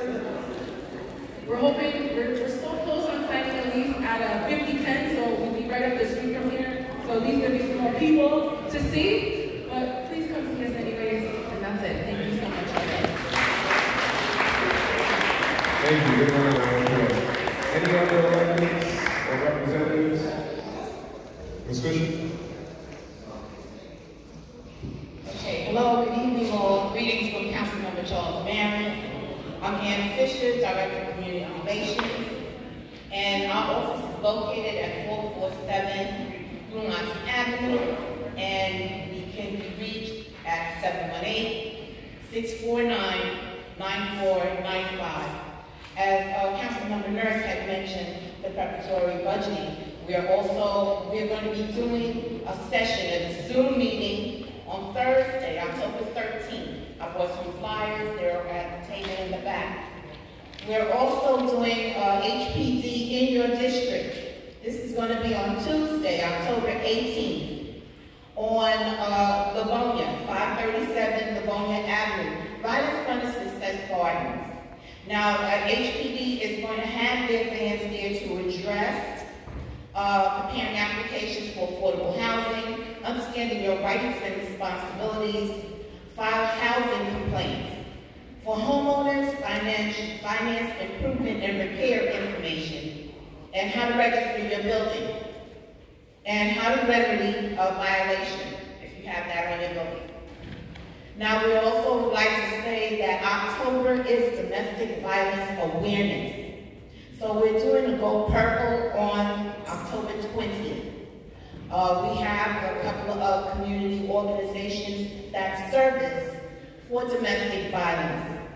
We're planning on having a panel discussion on October 19th at the Prince Joshua Avito Center. This is going to be from 6 to 8 p.m. We're having dialogue. We're doing a panel discussion. We're having attorneys from urban justice to address some of the concerns that they deal with. Conversation. We have agencies to provide resources. Our community has strong issues in regards to domestic violence. We want to do something about it. Please come out, support. I left some flyers in the back. You can reach out to me if you want some further information. I can be reached at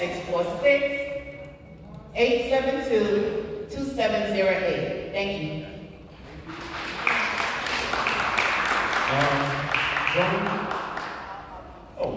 Yes, Congressman Jeffries.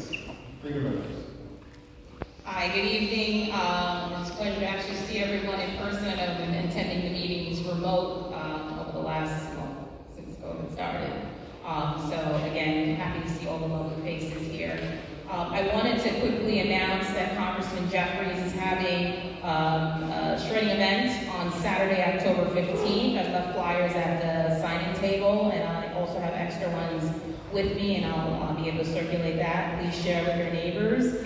I know that there are people who are collecting a lot of paper and want to help protect your identity, and so please share the information. The other thing I wanted to mention is one of the privileges that Congressman Jeffries has is the ability to nominate graduating seniors or young people who have not reached the age of 24 to be able to be nominated to the service academies, and that includes West Point, U.S. Naval Academy, U.S. Air Force Academy, and the Merchant Marine Academy. And additionally, we're able to provide recommendation letters for those students who are interested in going to the U.S. Coast Guard Academy. And the reason why I mention this is that oftentimes we'll encounter young people who want to just graduate, not think that they're good enough to apply, and you'll be surprised, and they'll decide to just go to the recruitment office to get a GI Bill when they can go straight to those schools. And we've had many instances where those students have applied, we've nominated them. If they didn't have just enough, but they saw the leadership capability of those students, they got into a preparatory school for 1 year, and then they have an option of having completed that 1 year and get 1 year of service, or go straight into the academy. So it's a wonderful opportunity for our young people to be able to have this access. I left this also on the sign-in table, I have extra ones. And we also have the Congressional App Challenge, and that deadline is November 1st. But going back to the Service Academy, the deadline is December 4th. If you have any questions, don't hesitate to contact our office at 718-373-0033. My name is Sabrina Meadows. I'm Director of Constituent Services for Congressman Jeffries. And one last thing I wanted to mention, I just wanted to thank everybody who was able to circulate or even send neighbors or people who were looking for employment. Last month we had another successful job fair in the district.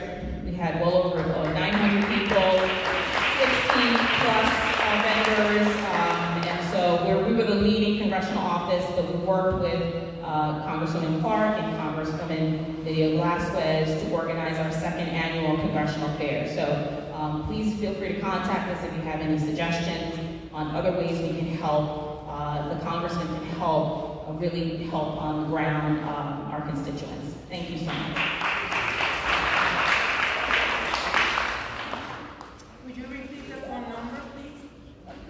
Number is 718-373-0033.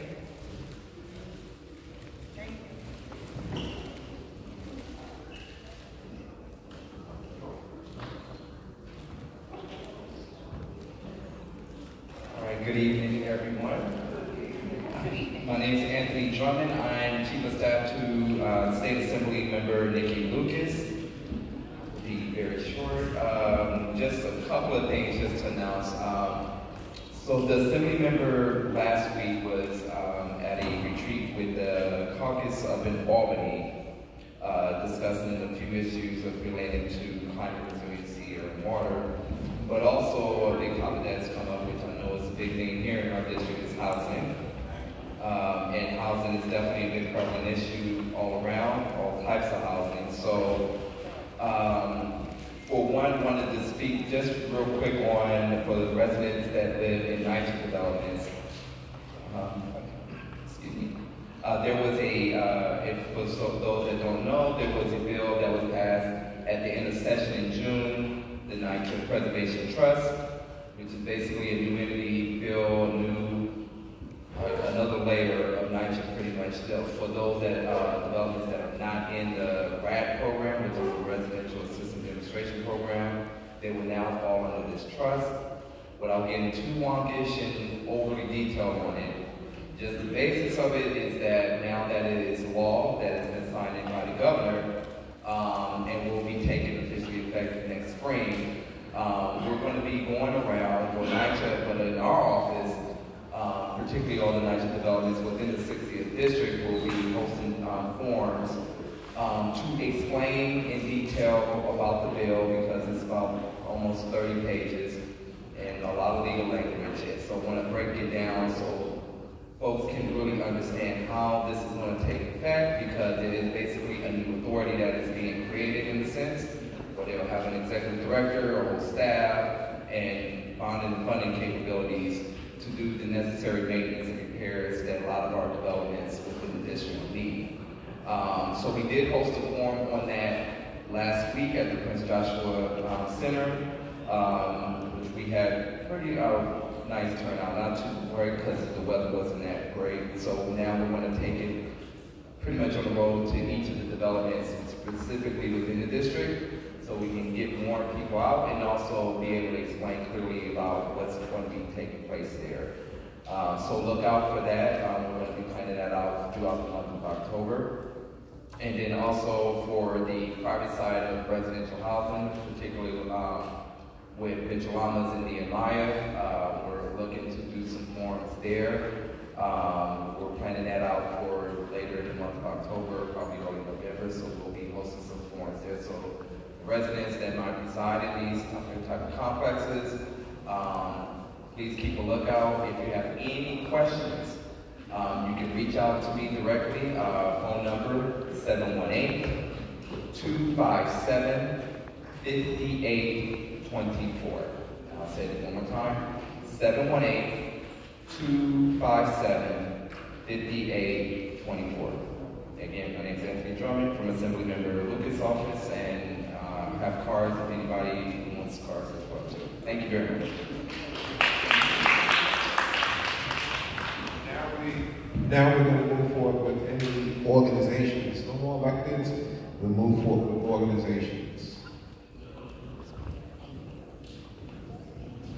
Good evening, everyone. Good evening. My name is Alice Lohman. I'm the chairwoman for Community Board 5. I just want to invite everybody to our next Community Board meeting, which will be here October 26th, Wednesday at 6:30. We'll be meeting in person. And I just want to tell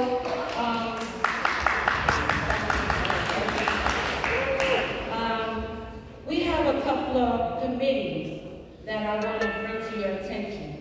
We have the Aging and Health and Social Service Committee, which Dr. Andretta Mitchell, she is the co-chair. They meet the second Tuesday of every month at 6:30. So if you have any issues with aging, health, and social service, come to those meetings.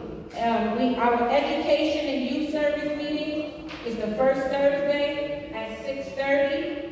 We have parks and sanitation and environment meetings, which is the third Tuesday at 6:30. Here now back at the district office. We also have economic development and the IBZ bids, which will be the first Wednesday of every month at 6:30. Land use and housing is the third Tuesday at 6:30 p.m. And public safety and quality of life is the second Thursday at 6 p.m. here at 127 Liberty Avenue. So Community Board 5 meeting, which will be Wednesday, October 26th, 6:30. Please come out. Alice, you got your.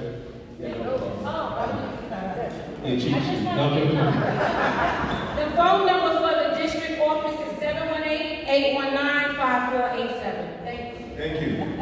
Next.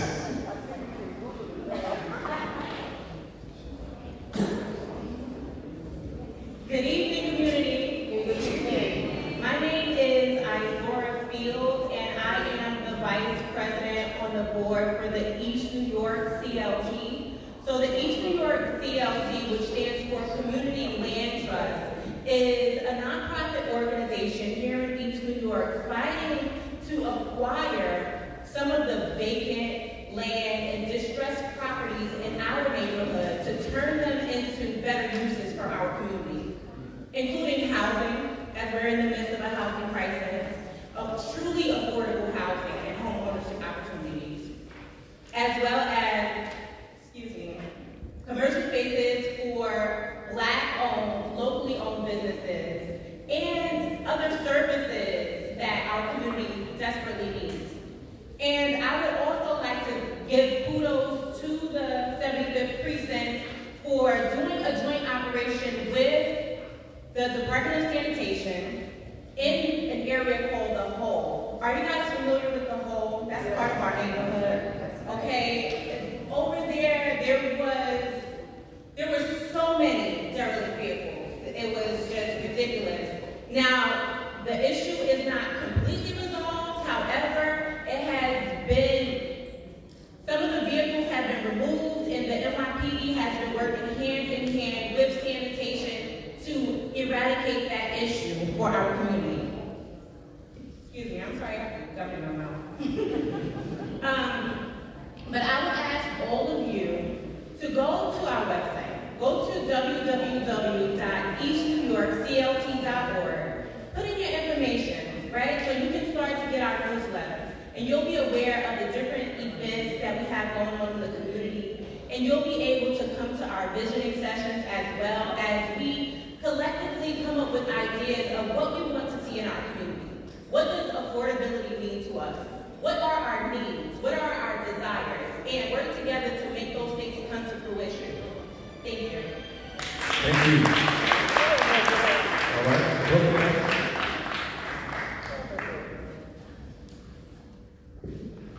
Hello, community. How y'all doing?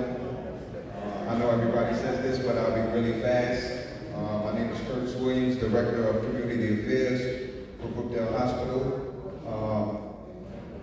Tomorrow on Brooklyn Health, which is Kingsbrook, Interfaith, and Brookdale, these organizations are now one, are having a job fair tomorrow, October 6th, 10 a.m. to 3 p.m. at the Rutland Nursing Home, 585 Schenectady Ave.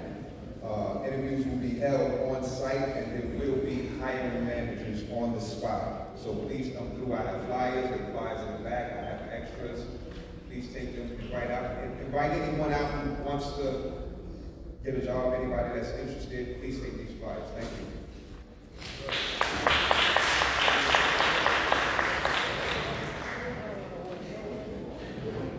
Good evening, everyone. Good evening. Good evening. Not only am I the recording secretary, but I always work for Volunteers of American Domestic Violence. And domestic violence is dear to my heart. And I listen to Dr. Mitchell, the other long lady, and Nick Foster. Domestic violence is real. It is not a game, it's not a toy. People are dying. And it takes all of us in this room to stop it. Sometimes it takes a victim 10 times to go and leave and come back. Don't give up on the person. Still be connected to the person. Call the person if you don't hear anything. Call. If you know the person is in the domestic violence relationship, do not turn your back. Do not give up. Because what we see from the outside, they don't see. So we have to stay connected to the individual. It takes everyone. You see something, say something. It's everyone's problem. Sometimes people are videotaping the actually abuse. No help. Call 911. I'm not saying go in harm's way, but you could go aside, call 911. Do not videotape the victim being beaten. We have to come together as one. I work in East New York, and I have been doing this since 1989. And I approach anyone that I can. I will reach anyone that I can, because domestic violence is a disease. And I thank each and every one of you guys that address domestic violence, because we're not doing enough. You know, everyone is saying there are fundings, there are this, that, but I work directly in the shelter system. And I say different, okay? So we need to not only say the things, but an action behind what we're saying. Because there's people that are dying, people that are homeless, they have nowhere to go. When they seek help, there is no help there. And also, the order protection. Some view it as just a piece of paper. To some, it is just a piece of paper. It's not stopping the abuser or the person to get to the victim. So it takes all of us, as I said, all of us, because we all have someone in the family, we all have someone or went through it. I went through it myself. And that's why I'm standing here today. Okay, so we have to be connected to that person. Because you might say, I'm tired of the situation, I'm tired, she's still in there. Don't give up on the person. Keep calling, keep interfering, keep going there. One day she will leave the situation. It's not our time, it's their time. Don't give up. Thank you. All right. Okay, and thank you for guys that came up, the organizations, the electeds, and gave such pertinent information to the community. Definitely needed. Now we're going to move forward on our agenda. We want to do the 50-50. And also, guys, before we call it the 50-50, our next meeting is going to be obviously November the 2nd. will be at 7 p.m. again. And we're actually moving our meeting.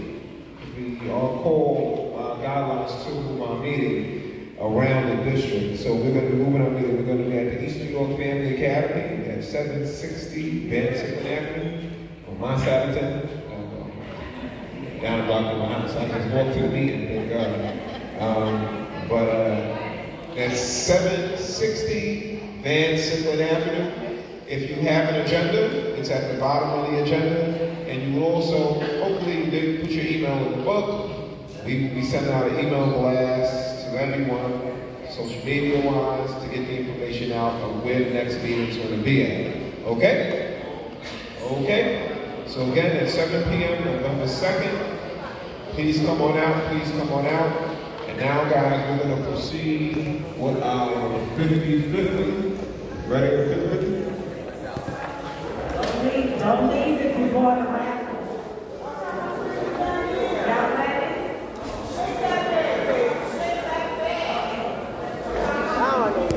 I just want to explain. We collected $160. So we're going to have 2 prizes of 40 each. And then I have 2 more prizes.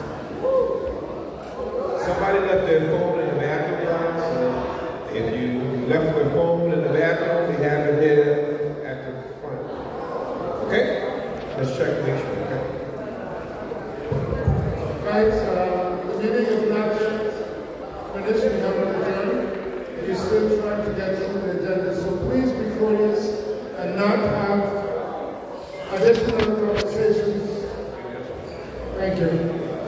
Okay. All right, guys. The first prize goes to the number, last 4 digits. Sorry, last 3 digits. 489. 489. 489. You gotta be present to win. So if you need a building, report it. 489. 489. Jennifer, 489. 489. Do we have one? Sit here. We have one. 489. We're calling the power ranger. What's going on? We got one. He's a winner of $40 on behalf of you. The next prize.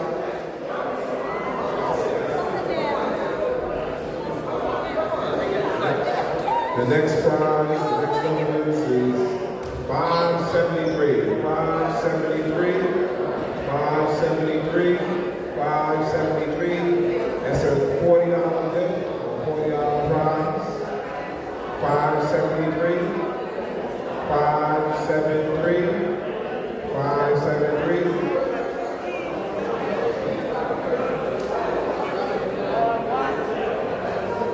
573. All right, going once, going twice. All right. You got another one? Beverly, good to see you in the house. Beverly Taylor, good to see you in the house. 490. 490. 490. 490. 490. 490. 4, what was the number?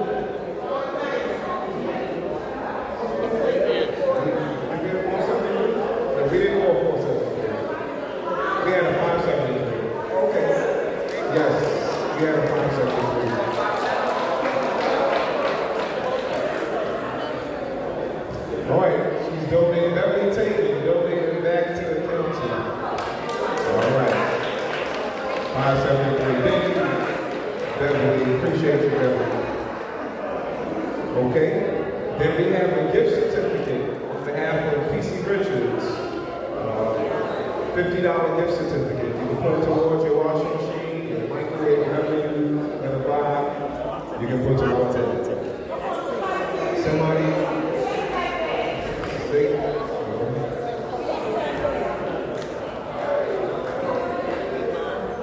what's the number?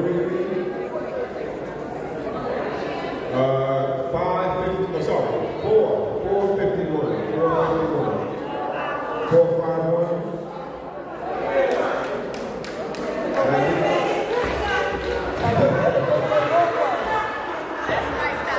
451. We got congratulations. Gift certificate to PC Richards. And we have a class act, right? We have one more gift, right? We have a flyer that was actually donated. An air fryer. And we got an air fryer that was donated. The whole recipes. The last being called 603. 603. We got our Mr. Sarah. Congratulations. Congratulations. Did you get it? All right, guys. We will now entertain a motion to adjourn. Meeting is adjourned. Meeting is adjourned at what time? 9:20. The meeting is adjourned at 9:20. Guys, thank you so much. God bless you. Get home safe. And let's continue to come out to the meetings, guys. This is how we make it. See you on a big Friday. Good night.